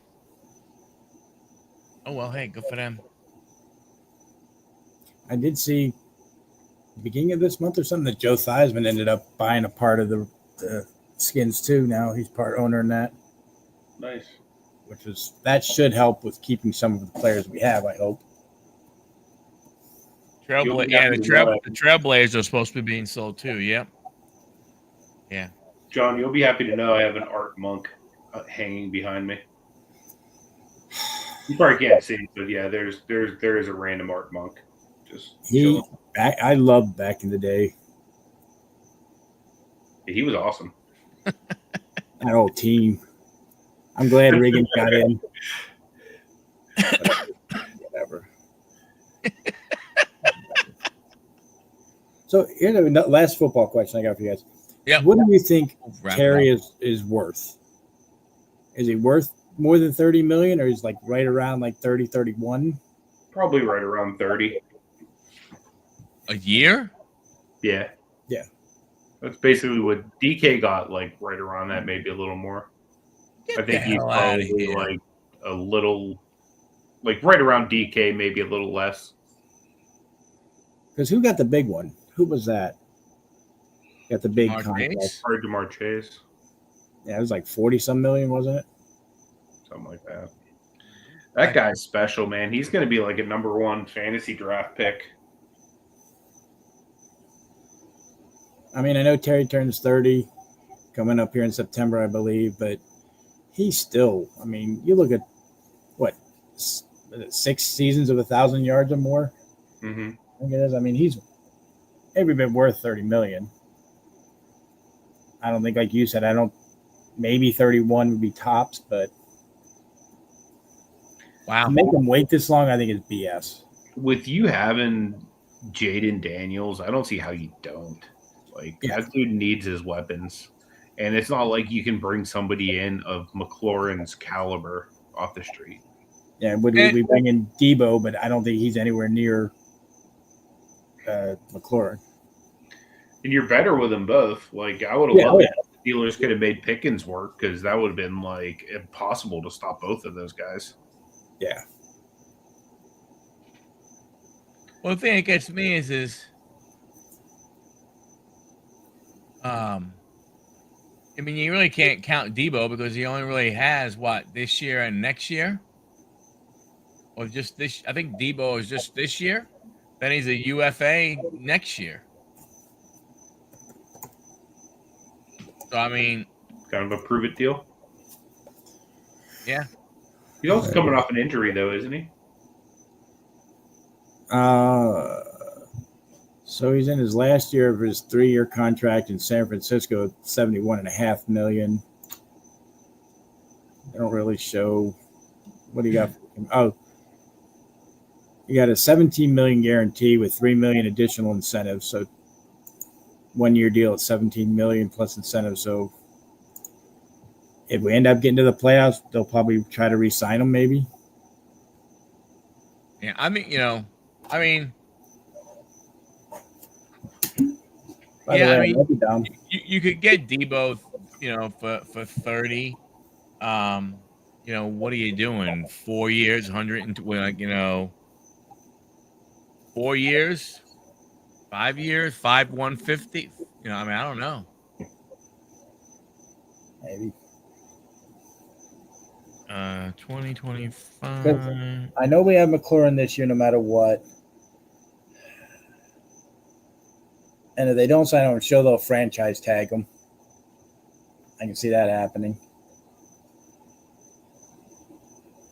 But I can't see them not starting the season without signing him. I think that signing that gives him more incentive to even play even better. So 2025 wide receiver contract average rankings. Jamar Chase 40 million. Jefferson is 35. CeeDee Lamb is 34. DK is 33. Garrett Wilson's 32. AJ Brown is 32. Amar St. Brown is 30. Brandon Ayuk is 30. Tyreek Hill's 30. T. Higgins is 28. Waddle's 28. So he should be up in that area. Mm-hmm. I think he's above those guys and just below the 32s, like 30 to 31. I think is definitely where he should be.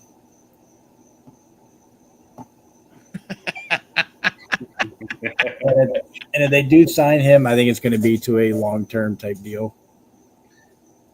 Maybe they can start calling him Deborah as well. There you go. I mean, he's the 18th highest wide receiver right now. Yeah. I mean,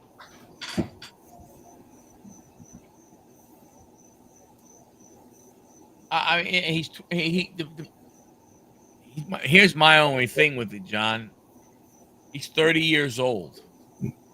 He will when the season begins. Yep. So I would think he's probably looking at what, maybe a 4-year deal. I think 4 or 5 probably is what they're going to look at. You think they give him a 5-year deal? I mean, it's possible. I mean, you could if you front load it. Right. This way it doesn't go ahead and bite you in the ass too much. And I can see them doing that with the team that we have, front loading it and be like, hey, get us to the playoffs, win the playoffs, get us to the Super Bowl, you're going to get a certain amount, Well, actually, you would have to front load it because you got to figure if you gave him a 4-year deal, that would cover you through Jaden Daniels' rookie contract because you could take his 5th-year option, which would mean as Terry's contract would end, you would then have to pay Jaden. That makes sense. And then at that point, you can draft a replacement for McLaurin because he's probably old and decrepit. Yep. Probably, yeah. So. Well, all right, fellas. Hey. Yep. On to 1001. Yes. Yep. Congratulations again, brother. I still can't. I'm still, extremely surprised by it, and I appreciate all the support that everybody has given this channel, even when there's probably times it didn't go ahead and deserve it or anything. So I appreciate it. We'll be back at it. Right now, got a guest for next week. It's actually a young sports writer based out of New York. So nice. we maybe New York centric sports talk the most, but he's a really good guy. He and I have been, he and I have been chatting back and forth to go ahead and get him on. So thanks a lot. See everybody later. Enjoy the rest of your week. Yep. And treat everybody how you want to be treated. Amen. Stay safe. Yes. Stay safe.